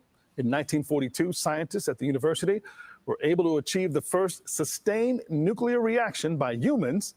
They actually did this underneath the stands of the football field. We spoke to an astrophysicist at U of Chicago about what he hopes viewers will take away from the film. Some of the really, really terrible things that happened to him as a scientist are a lesson for what's happening now, and whether we really are better off denying science and denying the truth of what scientists are trying to tell us or not. And also, I hope you'll take away that how the nuclear weapons were reined in happened because of people like each one of you coming together and speaking out and making that happen. Okay. Let me flip to this one here. So then I found this article from orangebeanindiana.com that says digging is deadly in this Chicago forest. And this is from 2020. Don't go out there with your metal detectors looking for treasure. Right. And I should probably do my Bill Curtis voice for this and open up another tab so I can have this wonderful photo up on the screen. All right. Just outside Chicago in the 1940s and 50s, Jerry Vasilatos, visitors strolling down a wide and worn trail of the Redgate Woods would suddenly stumble upon a gruff and well-armed garrison of military police. The MPs would pepper the confused strangers with questions. IDs would be checked, and pockets searched. Then, without an apology or explanation, the confused visitors would be ordered firmly to leave how they came and never come back. Chicagoans wouldn't learn for 10 or 20 years that they had stumbled upon the Manhattan Project's Site A, codenamed Argonne. Wow. Here, the military housed the world's first artificial nuclear reactor, CP1, or Chicago Pile-1. I know where Chicago Pile-2 is, at least up through this past March. It was on the 5th floor of City Hall, but I digress. Yeah, that's a different kind of pile. Argonne's nuclear reactor was technically Chicago Pile-2. CP1 had been built and run in an abandoned racquetball court beneath the University of Chicago's original Stagg Field in December of 1942. Envisioned by famous physicist Enrico Fermi, Chicago Pile-1 hardly seemed like the cutting edge of atomic science. This pile was literally a pile. A pile. 330 tons of graphite bricks surrounding 5 tons of unrefined uranium metal. It was crude, ugly, and had no shielding to protect the scientists operating it. Fermi insisted the primitive clump of bricks would not produce enough energy to harm the scientists, the University of Chicago, or the city of Chicago. He was right. The world's first controlled nuclear reaction ran less than 5 minutes at half watt of power. Not even enough to brighten the world's smallest light bulb. But it was a start. I'm not going to read the rest of this article, but you guys can find a link to this in the show notes. But what I really wanted to show you guys was a really cool video that I found while looking for information about Pile-1, and it's from Argonne National Laboratory, and it's a Lego version of the Chicago Pile-1 history. It's only a couple minutes long. I hope you guys will enjoy. In 1942, underneath the University of Chicago's football stadium, a group of scientists led by Enrico Fermi built the world's first nuclear reactor. The reactor was built out of graphite blocks, some of which contained small disks of uranium. It's actually convenient because Legos are also blocks. Why aren't Italians in Chicago wanting to erect a monument to Fermi? Just saying. Yeah, that's it. Well, he's got a whole lab out in Batavia. Yep. Fermi knew if they arranged the blocks correctly, it would produce a self-sustaining nuclear reaction. A sphere would have been the best shape for the reactor, but Fermi's team couldn't build a perfect sphere out of rectangular blocks. And ever try to create a sphere out of Legos? Man, that's hard. They now custom make Lego shapes to create spheres. Yeah. Although, which really isn't authentic to Legos, but no, I mean, you can make a sphere that's kind of like a pixelated sphere, where it's got like a Minecraft sphere. Yeah. And they weren't sure exactly how big the reactor needed to be. There were no instructions to follow, so they conducted a series of experiments to estimate the correct size for the reactor. First, they built a rectangular pile. Then they ran an experiment. One scientist slowly pulled control rods out of the pile, which allowed the nuclear reaction to proceed. Another monitored the reaction on instruments, nicknamed after Winnie the Pooh characters. Other scientists stood by with containers of kind of random, right? How adorable. You're trying to crack the secrets of something that's going to be weaponized with Winnie the Pooh characters, but yeah, no wonder why. I don't why. What?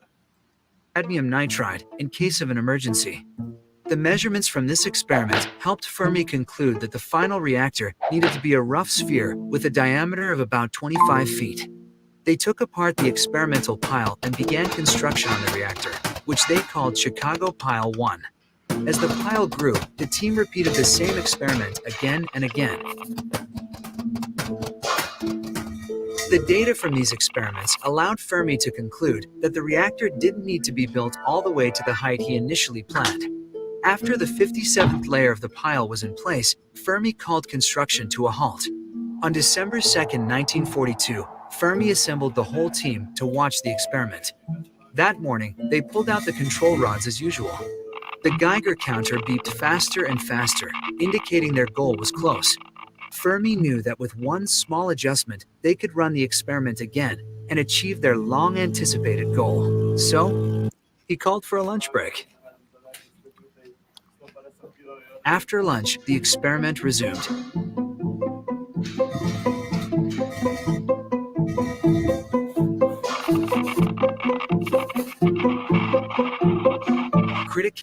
I don't know about you, but I think that little Geiger counter thing on the table looks like they repurposed a pizza box. Of course they did, Ed. Yeah. Go ahead. And I'm only making these weird comments and pausing it so that we're not playing it completely all the way through, and that YouTube realizes that this is all fair use because we're commenting on this and it is a historical event.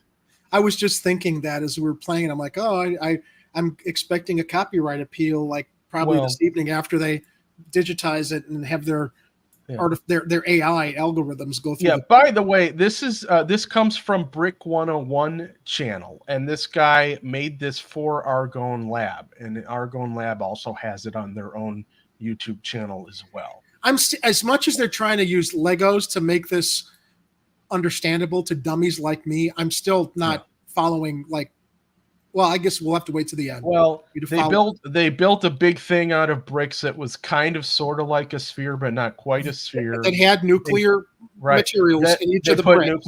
They put nuclear materials inside that. The bricks were basically kind of like a protective element. Right, but the radioactive elements were inside the bricks. So they had the control rod in there to keep the reaction from happening. But once you pull the control rod out, the nuclear material starts radiating. But I'm still not understanding why it had to be a sphere or why it had to be 25 feet in diameter. Some kind of science. I don't know, based on whatever amount of material they had and how big of a reaction they were going for, I would say. Some science nerd math stuff. Criticality had been achieved, and the team toasted their accomplishment with Chianti, drunk from small paper cups. Along with fava beans. Yes, that came later. So for more information on nuclear energy, Visit ne.anl.gov. And again, what did we learn from this video? We just learned the basics of how to build a nuclear reactor. Really. And what did removing the rods prove? What they needed to test that they were able to get a controlled reaction so that they could use it to make power, like electricity and stuff. I think if we need Kelly LeBrock to explain this to us. Yes, that would be nice. Thank you, Miguel, for reminding us about weird science. And Kelly LeBrock. Yes. So basically, without them doing these experiments in Chicago, we would not have nuclear reactors today that provide electricity in the state of Illinois and other places. Some people might say maybe that would have been a good thing because of the nuclear waste. Well, I'm hoping, down the road we'll be able to fix that. What about this forest, though, that they were turning people away from? Is that still a dangerous area? So, yeah, there is still radioactive stuff there. Actually, let me scroll down to the previous article because they talk about. And you know what I'm really curious about, Ed, is as after I see Oppenheimer and after tomorrow, which our next story is going to go into covering,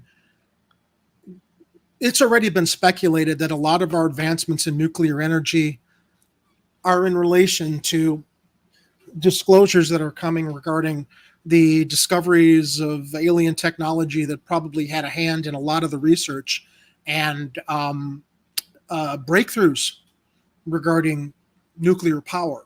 So what's going to be interesting to me is, like, if there's disclosure tomorrow that most of what we know regarding the nuclear program, these experiments had something to do with alien intelligence, but that stuff is not part of what we learned in an Oppenheimer movie. After we see that, it's going to be interesting how so much history is going to have to be rewritten because it is ignored that factor. Then Hollywood can make a sequel, Oppenheimer 2. Oppenheimer, the prequel, the stuff we didn't see about how alien tech helped influence some of that research and development. Yeah, so here's a little more follow-up on that. By 1954, the two reactors, they ended up making two reactors, had become obsolete artifacts of nuclear energy's early years. It was time to shut down. Engineers cannibalized usable parts or fuel for other reactors. The most radioactive and dangerous elements of the reactors were disposed of by the Oak Ridge Laboratory in Tennessee. A lot of nuclear stuff is getting disposed there. I'm not sure exactly how they're processing it, but I'm sure Tennessee is going to have a problem if they don't figure that out. The rest would be buried on site. Engineers dug a trench 40 feet long beside the former lab, encased the remains of CP2 and CP3 in concrete, and then rolled them into the trench to be entombed forever. Check this out. There's video. Let's see this. The original Argonne sites have long since been abandoned. The discarded shells of the early Chicago reactors were buried beneath a hill in the forest preserve. Yeah, that'll do it. Kind of reminds me of Building 7 on 9/11. Yeah. In the early and mid 1980s, amidst the horror of 3 Mile Island and Chernobyl, the city of Chicago asked Greenpeace surveyors to test the burial grounds.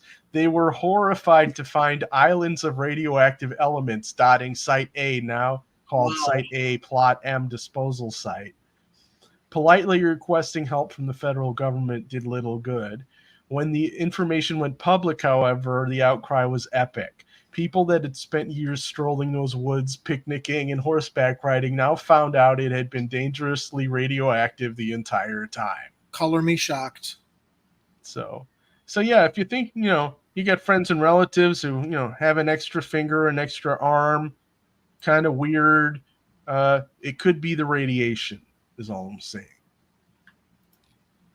Are we ready for our next story? Let me see. Hold on a second. The federal government gave the city $30 million to fence off, analyze, and decontaminate the site. Decade later, their efforts transformed it into a safe recreational area, although the site goes through a comprehensive survey annually. Okay, so they're checking on it to see if it's getting radioactive again. I'm hoping the mayor is on top of that as well. But well, not literally on top of it. We don't well, want you know what I mean. Radiation poisoning. I mean, staying aware of the situation. Okay, I understand. Anyway, so I thought that was kind of interesting that you guys could understand that, we had a thing called Pile-1, and it was, it had to do with radiation and not any other piles that people leave. Yeah, or Pile-2, commonly known now as Lori Lightfoot. I insist that we use the special segment intro that I created a few weeks ago as we transition into our next story. Are we done with this one? We should do that. Go ahead. All right. Hold all cars. Hold all cars. UFO landed on Michigan Avenue.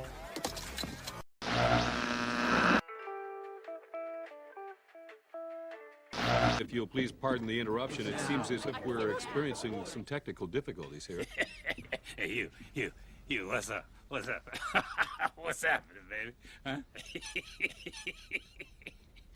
The startling footage we're about to show you was photographed by a 42-year-old, Romero Valladares. This video was taken yesterday afternoon at his son's 7th birthday in the city of Passo Fundo, Brazil. All initial opinions are this is genuine. What you're about to see may disturb you.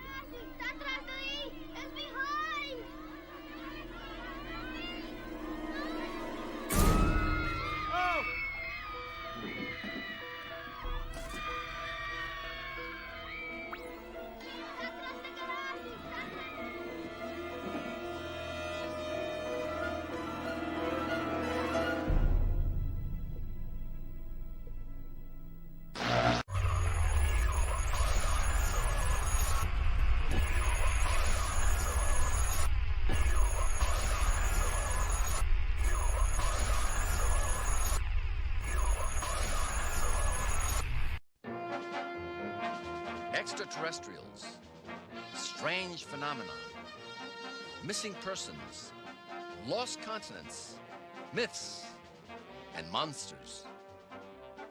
We examine these mysteries to determine, are they bullshit or not?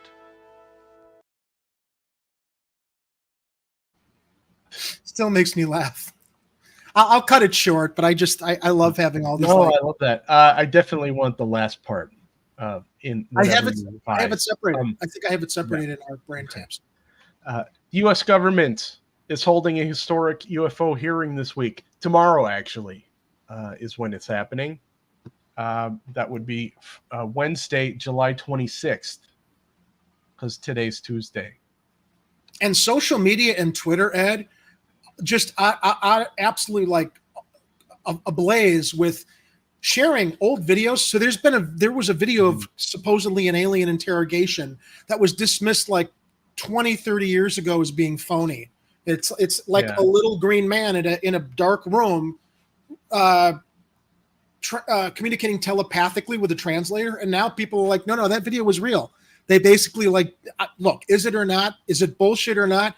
I don't know yet. But a lot of the stuff that's leaked for decades that has been dismissed by the powers that be, some of that might actually be actual stuff that leaked that, they marginalized and called people crazy for giving any kind of attention or consideration that stuff might be real. So tomorrow's the day we're going to start, the shit's going to hit the fan. What's real, what's not.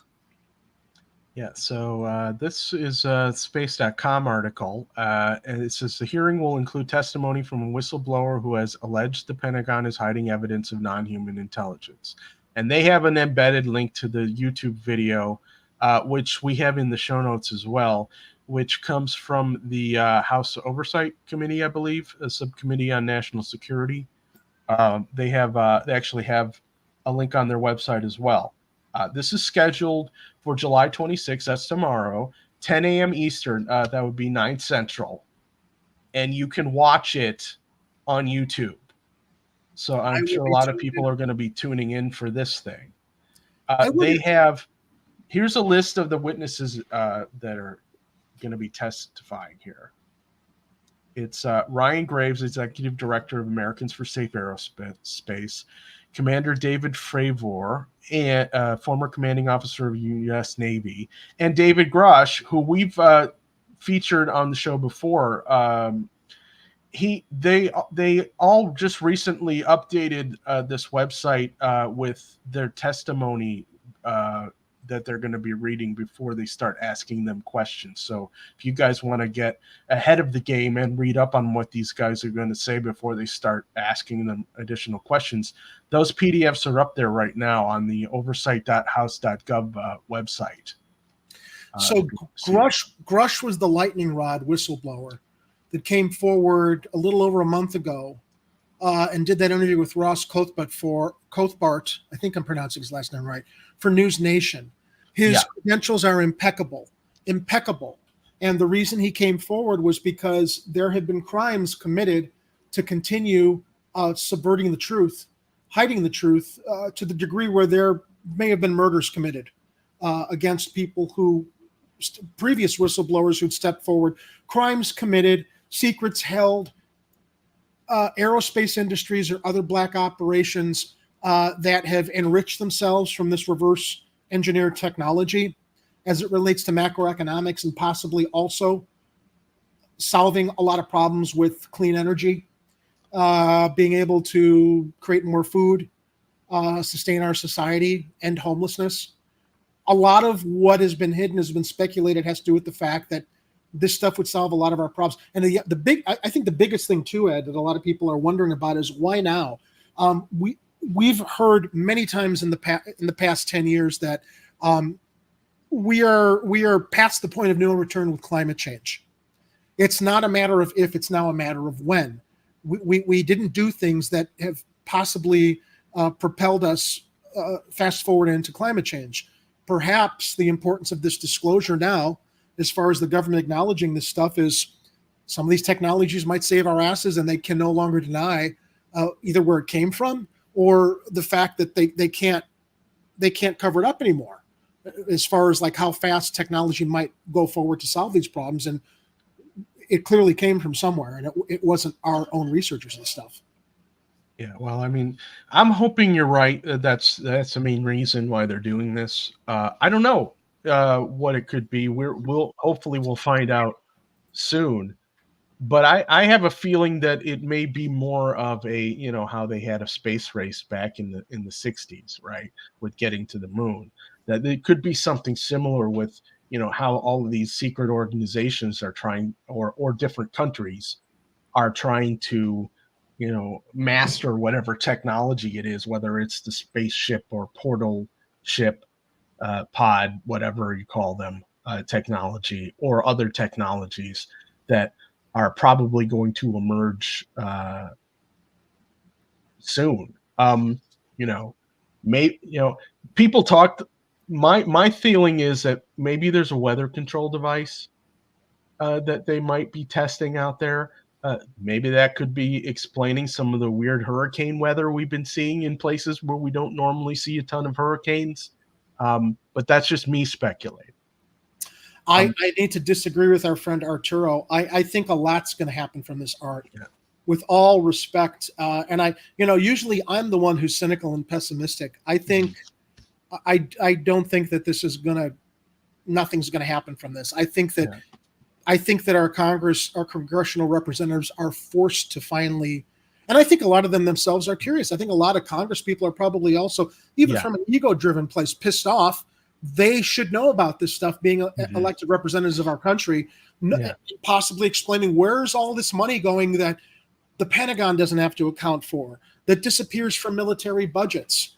I have no doubt that it's being redirected into these black shadow operation, compartmentalized programs, reverse engineering this technology. And to Arturo's point, I can understand why people might have that perspective, because a lot of times governments try to get out ahead of something so they can control the narrative.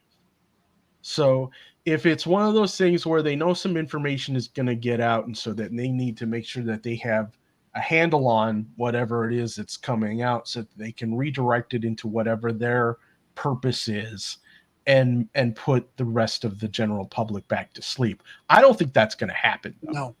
No, you're not putting the toothpaste back in the tube on this one. So And, here's oh, go ahead. I was going to start the video from Need to Know. I just wish Dominic was in the chat and watching, because when we first shared the David Grush disclosures, Dominic, and I think a lot of people of not just his generation but all generations have always thought that this is just nonsense, but it's not. And I'm really fascinated with how many who've always thought that this was just bullshit in the past are going to, I don't know, have a reckoning or have some kind of what their reaction is going to be when you can no longer avoid that there's truth in this, and that has a lot to do with the propaganda for generations. Ed, anybody who talked about this or believed in this stuff was crazy. People have been indoctrinated into thinking this is nonsense. Well, it's not. Clearly, it's not. So it's going to be interesting too to see what the public's Oreo reaction is after tomorrow with some of the revelations that are coming. Let me make sure I got the right. I think I got the right video here. Yeah. Okay. All right. So this is Elizabeth Pran talking to Bryce Zabel on, I believe it's News Nation.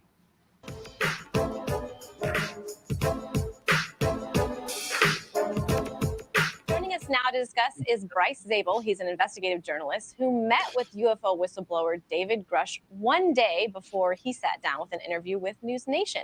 Bryce, thank you so much for joining us. Oh, hold on. Before we get into this, Elizabeth Pran's hair is immaculate. She's immaculate. So nice news skirt. No, we're not going there. I'm just saying it's nice hair. I like it.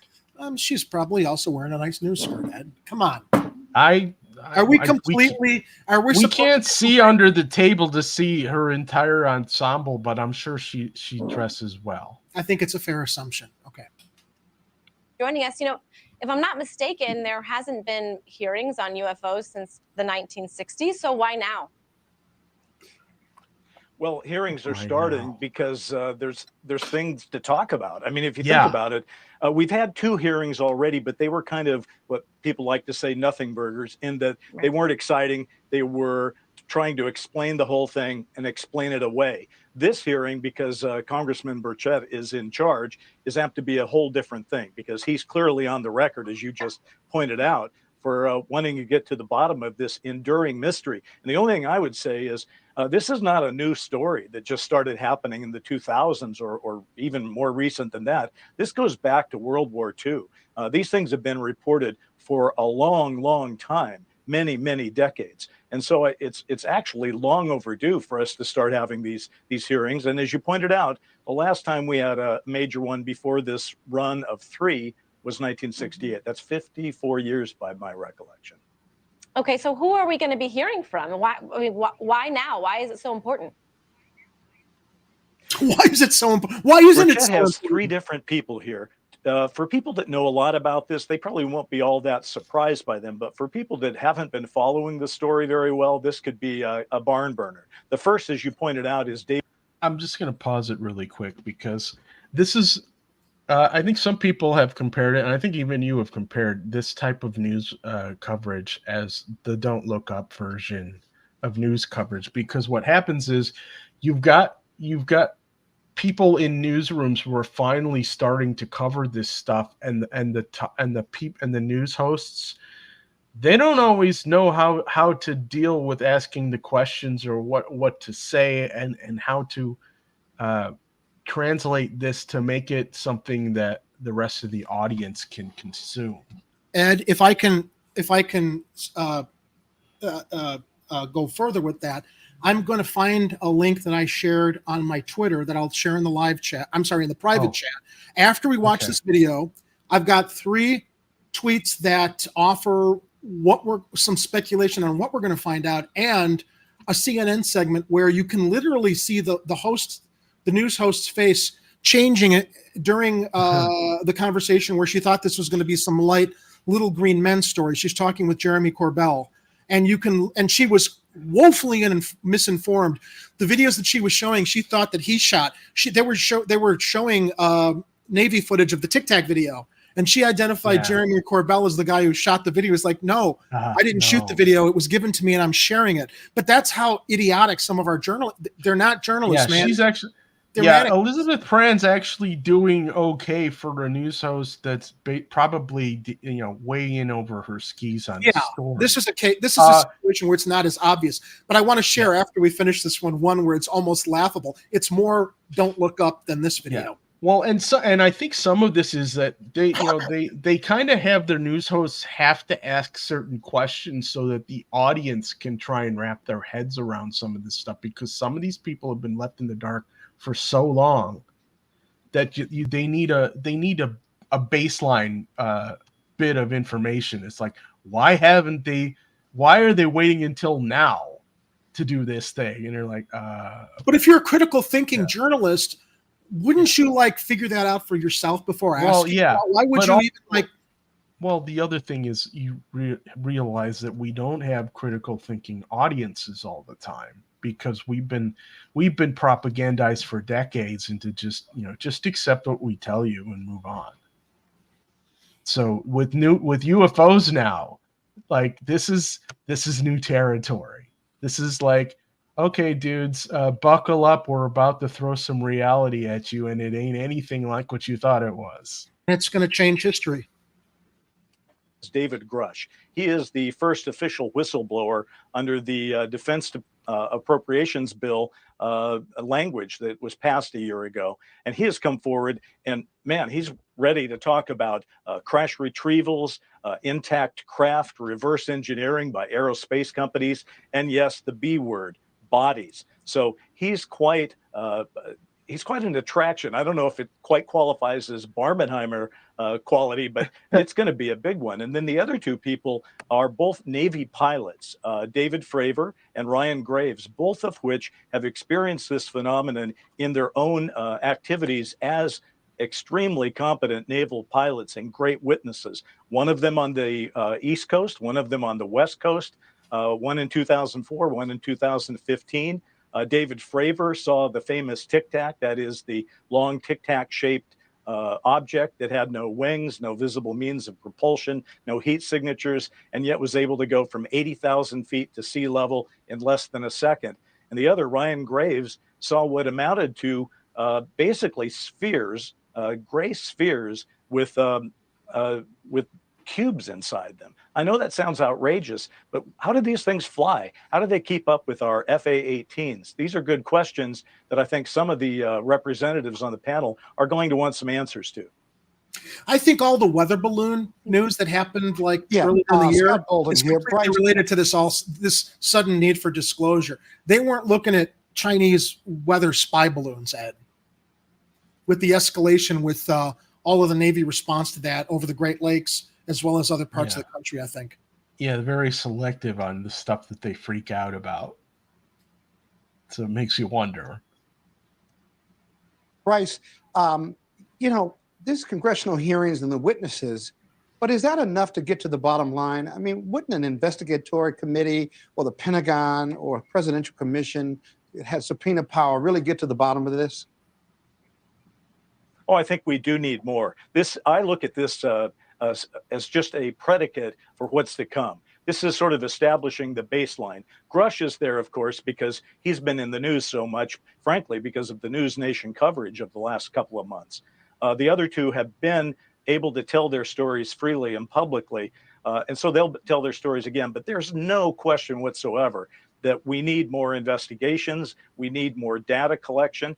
But I think the thing that a lot of people in Congress are feeling is that they've been lied to for decades about this. They've been told nothing to see here, just move along, folks. If there's anything, we'll tell you about it. That turned out not to be true because starting in 2017, we found out that our government, which told us it wasn't investigating UFOs or UAP, whichever you want to call it, was in fact doing just that. So we have to get serious about this.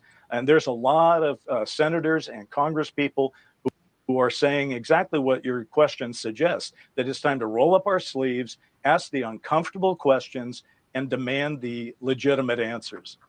Well, we're grateful for your time, Bryce Zabel. Thank you. Thanks, Bryce. And then I'm going to share my screen. Do you have another video? Yeah. No, I was bringing your screen up there. All right. So let me just go over these points that Brian Johnson on Twitter brings up that he's speculating, presenting, claiming we're going to find out from the disclosure guys. Number one, this is not our planet. Number two, multiple species were here before us. Number three, we have recovered alien craft and alien bodies. Number four, some sentient beings possess non-corporeal forms of consciousness. Lou, who's one of the disclosure guys, they are not apex predators. Two, that's truncated, mankind's. But then as we go into his next tweet, he says, number three, we are somewhere in the middle of the food chain, multiple species above us. Genetic manipulation took place 70,000 years ago. That's something I've always said. How is that not out of the range of possibility when we continue to ask, what is the missing link between primates that still inhabit our Earth and us? When, we are literally like similarly the same species as apes and chimps. 5, we cannot perceive many life forms due to limited nature of human visual system. 6, our origin story is wrong. 7, I keep harping on this, history will need to be rewritten. 8, Roswell happened. 9, the 1933 Italy crash retrieval happened. Shared that story. Mussolini's forces retrieved a craft.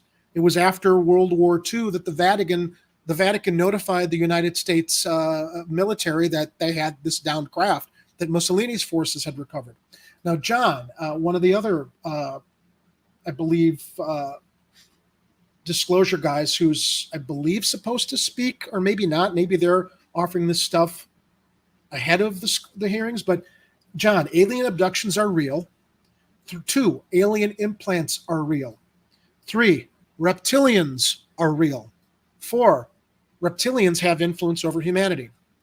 Another UFO disclosure guy named Chris says, 1, we have recovered ET technology and ET beings. This is not a complete list. That's amazing. But I mean, anyone who watches sci-fi would not be surprised. If you watch Doctor Who, they have many races that are described in things that they've described, like the lizard race, the Silurians, right, who live underground, possibly. And then there's that movie. Yeah. Have you not been paying attention?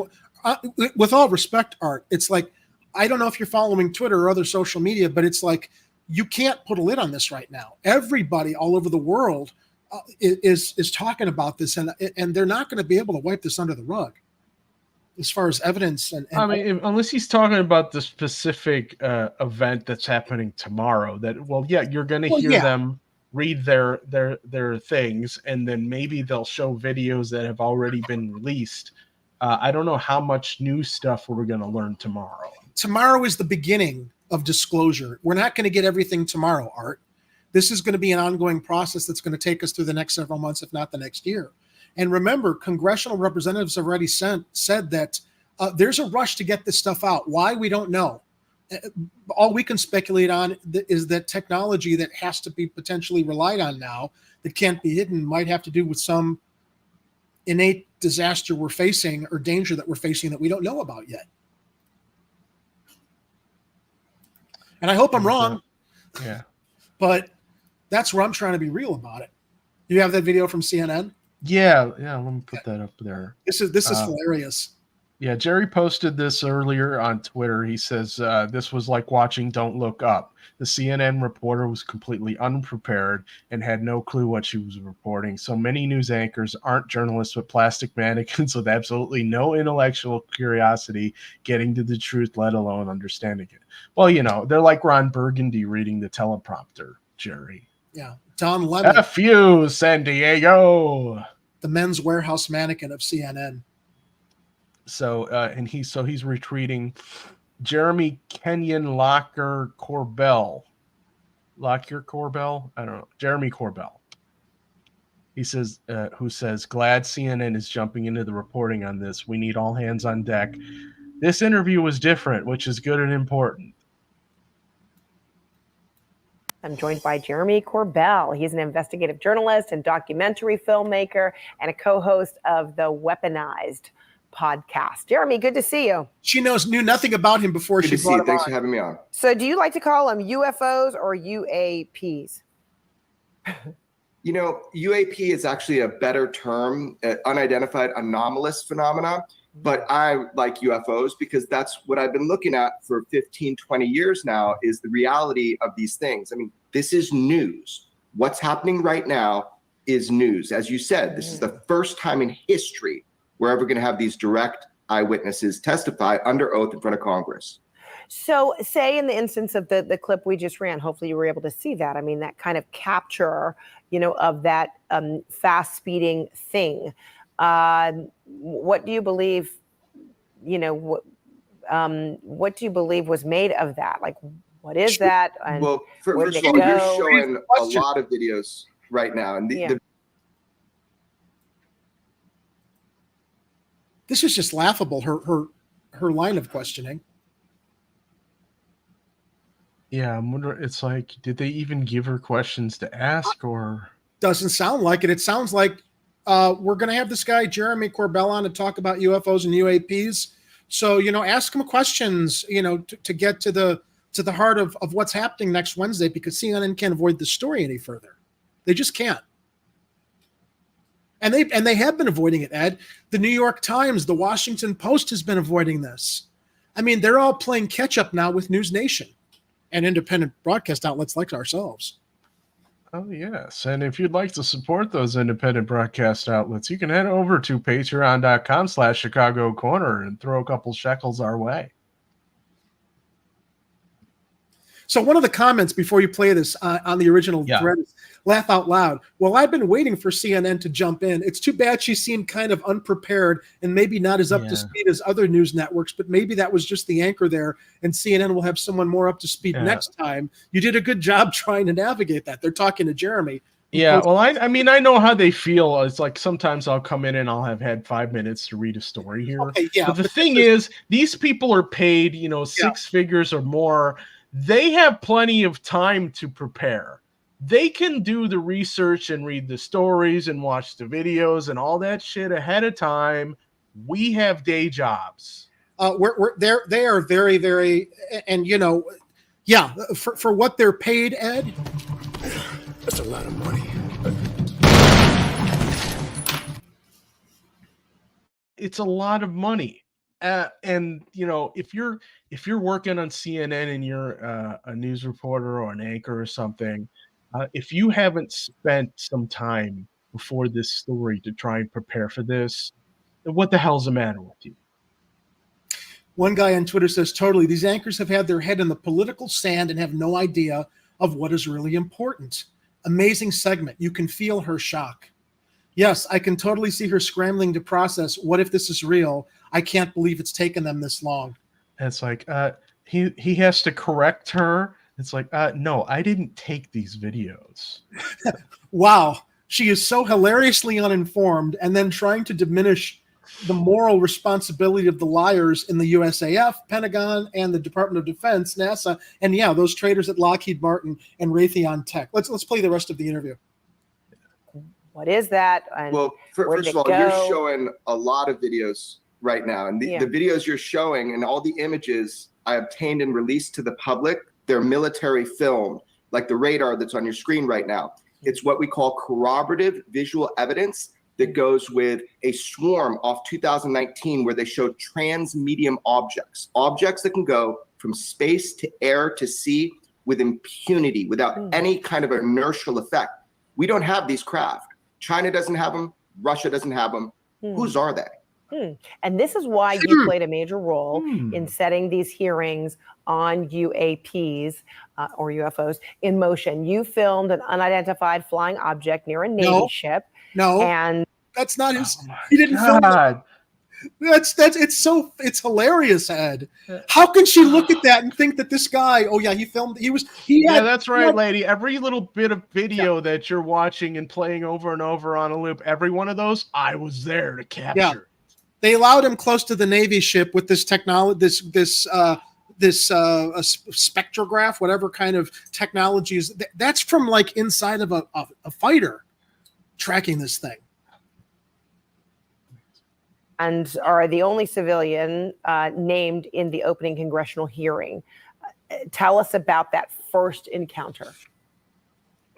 Right. So I didn't film the UFOs. Military witnesses leak them to me as a journalist. And when I review them, which and I know clearly she's not, a swarm of unidentifieds, over 100 swarmed our Navy ships. This was a problem for our military. We're trying to avoid strategic surprise. We're trying to know a 360 view around us of what's going on.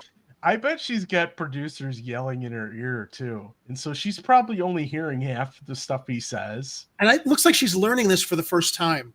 There was no prep before she brought him on to like know what questions to ask or be informed. Look, when you do an interview, the first rule of interviewing is do your research on your interview subject so you can you know the answers, but what you're doing is you're letting them tell the story to get to revealing the things you want them to share with the public. Yeah, at least be familiar with the thing you're having them on to talk about. Right. It's hilarious. Hi, this is the producer in your ear. Okay, I'm gonna stop talking so you can actually pay attention to the thing that this guy's telling you, because clearly you've never heard it before. In our restricted airspace. Again, these are not U.S., not Russia, not China. So what technological nation could it be other than from somewhere else? So again, I didn't film anything. As a journalist, I obtained and released military filmed footage. Yeah, that is. I'm glad you gave that clarification, because that is what it appears it seemed to be. You know. Yeah. In response to her, again, I love quoting stuff from Twitter because most people are sharing the stuff that I can't articulate as well. Laugh my ass off how uninformed she was either so funny, sad, or terrifying. Yes, this was amazing. It began with her not taking the subject seriously, and then you handed her a nice serving of ontological shock. I thought you conducted yourself extremely well. I was impressed, and I'm excited for the 26th, although not overly hopeful. We will learn. Show more. Well, I can't complete that tweet, but yeah, CNN's coverage on, it's because you've got your paw on the keyboard. CNN's coverage on these issues have been very poor. It appears that they are severely uninformed on the gravity of the legitimate issues being discussed in Congress. Corbell did a great job gently educating the correspondent here. Wake up, CNN. Yeah. Military footage. So in your view, why do you think, Congress is now working to explore what may be out there and really trying to encourage this, I guess, a public view of what is being looked into? What? That's disclosure. Yeah, it's like that movie, Don't Look Up. Some people have been reporting this for a long time, and all of a sudden now, Congress and Senate, they realize they've been lied to. When they've asked for information, they don't get answers. The whole world is creaking under the stress and the weight of whatever this UFO presence is here on planet Earth. Now, we don't know what UFOs represent to humanity yet, but these hearings coming up, that's hopefully what will shed some light on the capabilities of these advanced vehicles. Whose are they? Yeah, well, is it a lie, as you put it, or is it, kind of an incompletion, an inability to explain it, and until you know what it is there something to say? Unfortunately, I'll report to you that it is a lie. There is a lot of knowledge you've heard recently from whistleblowers that we have intact vehicles from somewhere else. Now, if that is true, it would be a lie. There's definitely obfuscation. But at this point, we are not getting the truth about what the UFO phenomenon means to humanity. We're not getting the truth about what we know in the Department of Defense. Look, a lot of people have come forward saying we've been reverse engineering these craft and they're not from here. So I'm not going to mince words. The New York Times reported on this. Craft of unknown origin is one way to say it. Another way to say it is craft not made here on Earth, which was reported in the New York Times from somebody who worked on the programs. And how do you see it as detrimental that people do not know Oh, well, how do you see it as dangerous as that people aren't kept in the dark? Homegirl getting red pilled on live TV. Welcome to the party, pal. It's like, like our audience prefers to be kept in the dark. So how do you see this as an advantage for people to actually know that UFOs actually exist? Why do you think they watch CNN? It's like she's afraid that their audience is going to be so terrified they're going to turn the TV off. Yeah, right. Where Pilgrim? I think she's more of a weekend daytime anchor. That's no excuse, though. I don't think it's a different dynamic than a primetime show like Anderson Cooper 360. That's why you don't have a weekend daytime anchor ask someone who's an expert on this stuff preceding the congressional hearings to like conduct an interview. Odds are she has less time to prepare compared to weekday anchors.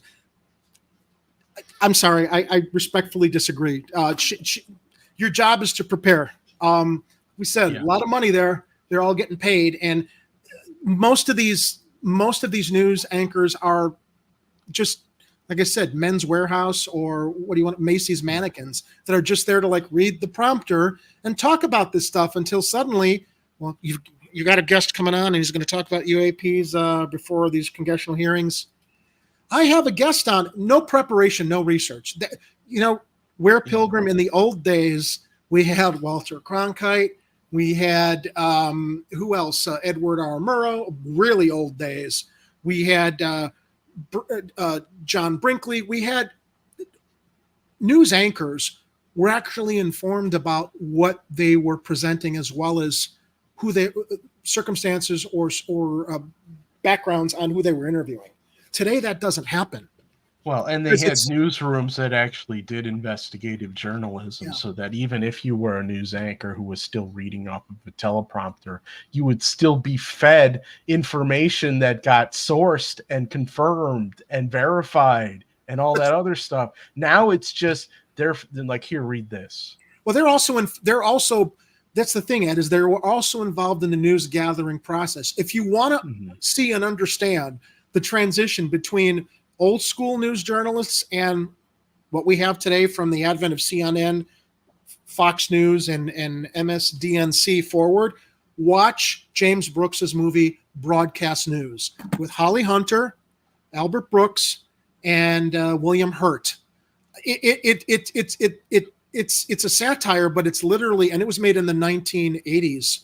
It was looking forward. It was so prescient in what the news industry was turning into. It wasn't about facts. It was about ratings. It was about how news could be monetized as entertainment, not about it being a loss leader and actually like focusing on the people's need to know the facts. And you're not there to work as a propaganda mouthpiece for the Pentagon or for the press secretary of the president, as we see it's just devolved, mutated into today. Mm-hmm. Oh, and where Pilgrim brings up another point, says you could argue that the producers buried the story in plain sight by scheduling it with a weekend anchor. Yeah. I mean, that still does no excuse for her not doing her research, but still, that happens a lot. Is like I'll use an example of my morning routine. Is I'll turn to one of the local radio stations to listen for weather and traffic, and I'll hear several versions of the news rundown. The first version has more details and it has most of the stories. The second version, it's revised, has less of the details. And then you'll notice that certain elements of the story mysteriously go missing. Things that you thought might have been relevant the first time you heard it, but all of a sudden they decided they're just going to leave that piece of information out going around the second time. The best source of radio news, I think, in Chicago is WBBM-AM. Personally, I mean, they've been consistent for decades, generations. They do have a corporate leaning, and so you have to take that into account when you listen to them talk about anything that's like Wall Street or anything that's related to businesses. But even on their news broadcast, it's like you tune into the early broadcast, and then as you go down, like every hour, they keep revising the story, not just because information might have changed, but just because they decided the first version of the story doesn't go with their narrative. So they changed it. Someone else on Twitter commented, "It's amazing how little this woman knows, and she couldn't hold back her smug arrogance. This needs to change." Yeah. Public does not know as much as, should I call them the researchers, people who are tracking this knows. Right. Well, first of all, the American public, they have a right to know, a need to know. And I find myself in a position where I have a duty to find out. People trust, and they come to me with information, and I do pass it up the chain of command because that chain of command is broken. The American public and the global public deserve to know the truth about what UFOs represent to humanity, or what they call now UAP. That's fine. Same thing. We can't be in a position of a blind spot.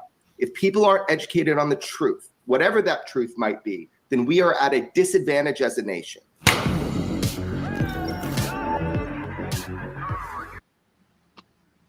So that's, look, it's happening. Get on board, news channels, or you're going to be left behind.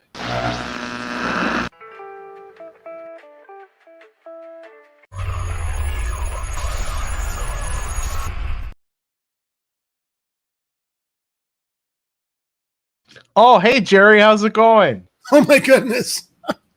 Hey, Chuck, you flying in to pick up some deep dish? Oh, yeah, you know it, man. Actually, it's the thin crust that, what do you guys call it, tavern style, or some of you do, with the squares. Oh, yeah. Like they can't get enough of those. It's like they're like, why the hell do they cut them that way? And then I'm like, dude, trust me. And then they figure it out. They're like, it creates a variety where the variety did not previously exist. You got edge pieces, you got corner pieces, you got those middles. Some of these people, they go right for the middle first. I'm like, what are you doing? I never do that. I'm always going for the edges, the crispy crust. I know. It's like some of these people, it's like, well, they don't care if they burn their little fingers or tendrils. It's like they want that deliciousness of the super fatty middles with all the cheese and stuff in there with none of the crust on the edge. And I'm like, yeah, that's delicious. But dude, I mean, you got to start on the outside and work your way in. You have a variety. You can get to a middle, but those middles are the hottest part of the pizza. Chuck, what do you hope? What do you hope is one of the far-reaching results of these UAP hearings? A reduction in extraterrestrial pizza taxes? Well, yeah, I guess that would be a bonus. I was actually, I was kind of thinking it might be bad for my business because originally I had guessed that if people start embracing extraterrestrials and they make a habit of this, they're going to start requesting weird exotic ingredients on their pizzas that are outside, that have origins outside of Earth. And then, it kind of ruins it then, because, you got to go with Earth ingredients when you're ordering pizzas. Anything else is just a little crazy. I mean, imagine, I guess the best example would be just, like how some of the Earthlings on your planet just freak out over pineapple. I love pineapple. You know what I've added to my pizza order repertoire? I always get thin crust, sausage, mushroom, and black olive, but I've been mixing it up, adding garlic. Ooh, garlic is so good, man. Delicious. Delish. Yeah, I mean, those mushrooms, they're kind of weird. I mean, we have some weird mushrooms in other parts of the galaxy, but the Earth mushrooms are pretty good. Although you got to be careful with some of those magic mushrooms. Although I don't think they put them on pizzas here. I've never seen them on any of the menus of the places that I pick up from and deliver. Yeah, you got to be careful with the mushrooms. Well, Chuck, I wish you safety in your return travels. Yes. If you'll please pardon the interruption, it seems as if we're experiencing some technical difficulties here. Hey, you, what's up? What's up? What's happening, baby? Huh? Hey, man, did I just get abducted again? I don't know if it was an abduction or a broadcast interference, broadcast signal. I don't know. I kind of lost the last like 2 minutes. I don't remember. Did we do anything the last 2 minutes? You're going to have to watch the rebroadcast and see what you missed. Okay. Kathy Powers reports, she's actually shared this with me in email. RCN has finally come out to her house to fix her internet. They just left and have to come back to drop a new line. That's what that's what ultimately led to solving many of the problems on this end. And I do have to step back on a lot of my criticism of RCN.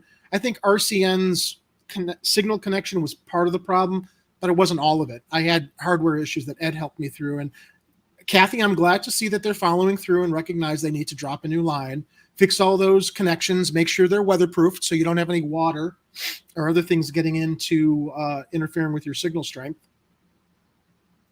So good luck with that. Keep us posted. My RCN has actually been pretty consistent since 2 or 3 weeks ago when I had the last incident. And actually it's been consistent since we worked out the hardware problems you helped me with, Ed. Yeah, we've just got a few little gremlins we still got to hunt down, but otherwise the show's running pretty well. Yeah. So I'm pretty happy with knock on wood. Yes, knock on. You hear that? Yes. All right. I've been toying around with the this day in history thing, and I didn't really do a whole lot of research today, although in 1917, on this day, July 25th, the exotic dancer Mata Hari was sentenced to execution by firing squad by hold on a second. That sucks. By a French, yeah. There was a Young Indiana Jones Chronicles episode where young Indiana Jones apparently met Mata Hari, and I'm sure he did a lot more with her too when he was being played by Sean Patrick Flannery. Yeah, so she was executed by firing squad by a French court for, quote, spying on Germany's behalf during World War I. Some people may delve into that story a little deeper and determine that that's what he said. That's what he said. Yes, delve in a little deeper. Yes, she may not have actually been spying, but also the thing, if she had been, the thing she was spying on might not have been considered worth providing information for. So some people were skeptical about them putting her to execution, but you guys can look that up on your own. A lot of people speculate that too with the Rosenbergs during the Red Scare in the 1950s. Yeah. They executed this couple that were not spies.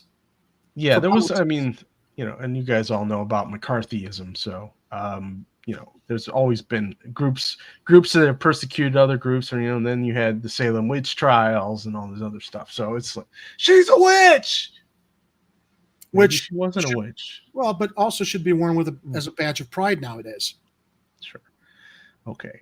Today, July 25th, back in 1978, Leslie Brown gave birth to the world's first test tube baby, also known as in vitro fertilization, delivered by cesarean section in Oldham, England.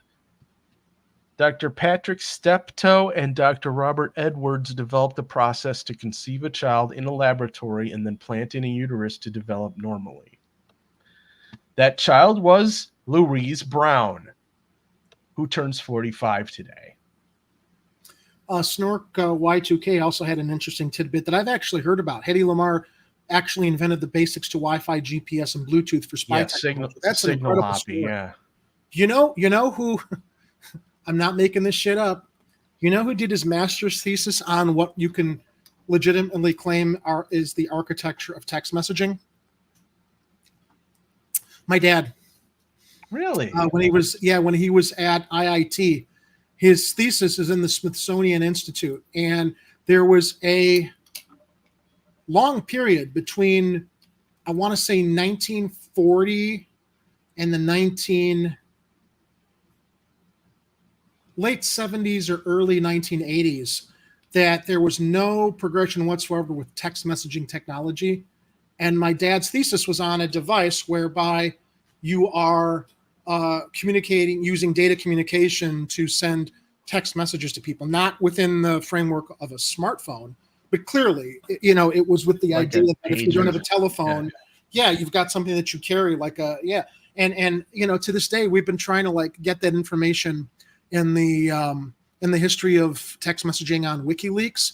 And even though his thesis is in the Smithsonian and at IIT, and it's dated like mid to late 1960s, we have to have a secondary source corroborate or write an article on that before they actually like would look at the thesis and say, this man actually had something he presented that if it was in the Smithsonian and IIT, those libraries are for researchers and other people developing technologies. So I'm very proud of that. He brings that up a lot. And some of my family members are like, oh, there goes dad again, talking about like how he came up with text messaging. He's not claiming he came up with text messaging, but my dad is an inventor, really had a lot of innovative ideas. And when we talk about Hedy Lamarr, no one imagined Hedy Lamarr, who was a glamorous actress, had the brains to come up with the basics for Wi-Fi, GPS, and Bluetooth. There are a lot of inventors and innovators that never get the public recognition that they should when they preceded the emergence of a technology that is suddenly everybody uses every day. It's a part of the culture. It's just a part of how the world operates now. Nope, we're a pilgrim, not like a pager. Maybe I should share this on I'll share it on our Twitter page. If anybody wants to go look at it, I can share some links. Packet transmission kind of stuff. No, it was actually using data. It was actually using radio signals to transmit from this device the text message to someone else who had the same device. So it was, like in as much telegraph. As it, and in as much as it didn't actually connect to what we have with smartphones now that builds everything into it, it was the foundation for the idea of using radio signals to message each other in a way that you could enter your message back and forth, separate from having a smartphone, that has that built in. So it's pretty cool. Yeah. Little tip of the hat to my dad, the inventor, A.J. Vasilatos. Yeah, and the apple didn't fall too far from the tree there. No, I don't know what he would think. No, my dad's much smarter than I am, so I wish I was as brilliant as he is. Yeah, but everybody has these little inventions, I probably invented a whole bunch of stuff I'm just not even thinking of right now. Well, my mobility aid, the Easy Walk sand pad, depended a lot on him being able to do the CAD design, the computer assisted design and prototyping. And I just drew something on a napkin. He's the one who was able to create the 3D model by which we could have a mold made and test it and stuff, because he's brilliant that way. And I really am always been very proud and amazed at the stuff he's invented. I mean, other things in the past, that's just the tip of the iceberg. But yeah, anyway, just wanted to give my dad some props here as we're talking about innovation. Well done, Jerry's dad. And also, speaking of innovation, Jerry invented the Oreo Streamcat mug exclusively here on the brand new Chicago Corner merch shop, which is at this location right here.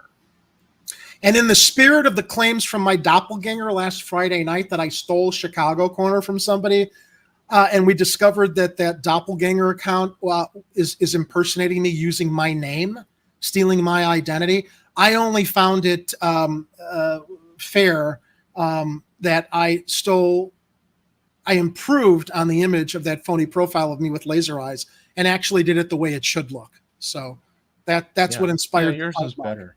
Yeah. And by the way, the check got cashed, so nobody stole nothing. Nope. There were agreements signed, agreements accepted. Yeah, we'll see how that all pans out. But yeah, so the moment we finished the show, and I was like talking about the fact with Ed off the air, it's like, so somebody is conceivably like bragging about stealing my picture from Facebook, adding laser eyes to it, creating a YouTube profile. Who knows how many other YouTube live stream chats that profile has been hijacking acting like it's me disrupting live streams and stuff. I don't know. That would be illegal, right? Well, it would, but at the height of my, starting to get paranoid and nervous about this, I'm like, you know what, Ed? Let's turn it into a positive. Let's just steal the idea that they presented of me with laser eyes, improve on it, and basically turn it around on whoever created that account. We can now monetize Jerry with the laser eyes as well as Oreo with the laser eyes, since he's my evil minion. Yeah. So, chicago-corner-shop.fourthwall.com. Can you post that in the chat for Kathy?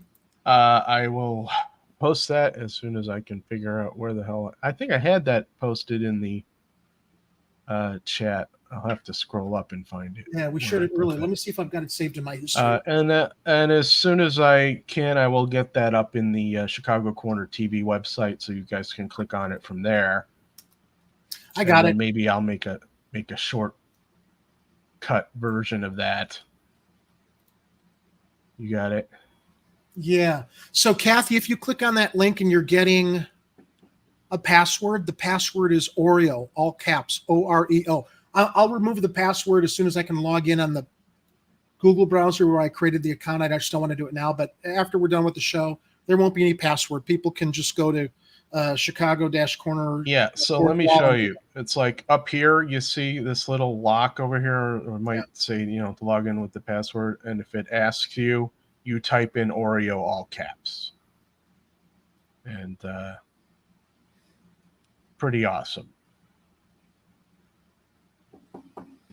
I told Oreo, you're going to be a star. He's like, I am already a star, sir. Where did he go? He wandered off somewhere. All right. Good show. All right. So that was a pretty good show. Got one more under our belt here. That's what she said. That's what she said. And I hope all of you enjoyed this evening's broadcast, and we'll come back on Friday when Jerry is hosting the show, and we'll hopefully have some more updates on this UFO shenanigans. Yeah, it's going to be big news after tomorrow. We'll be and here. There might be more. Yeah, and there might be more info on some of the other stuff we've talked about too. So that would be worth tuning back in. Friday, 7:30 p.m. Central Time. And I want to thank you all for joining us. Take care of each other. We got a heat wave coming, so please drink plenty of fluids, hydrate, take care of yourselves and others. Go check on your old people and your friends and family. Make sure if they don't have a cool place to stay when it's super hot, see if you can help them out.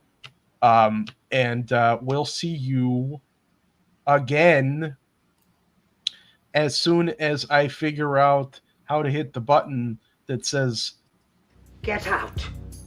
Outro? And don't come back until you've redeemed yourselves.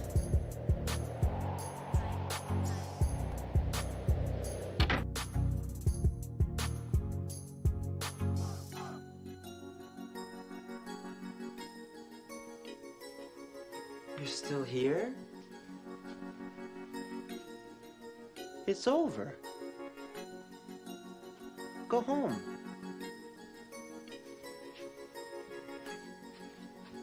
Go.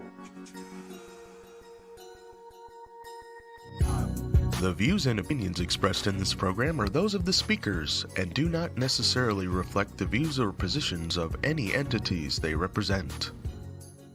If you would like to be a guest on Chicago Corner, please email our host, Jerry, at chicagocorner.tv.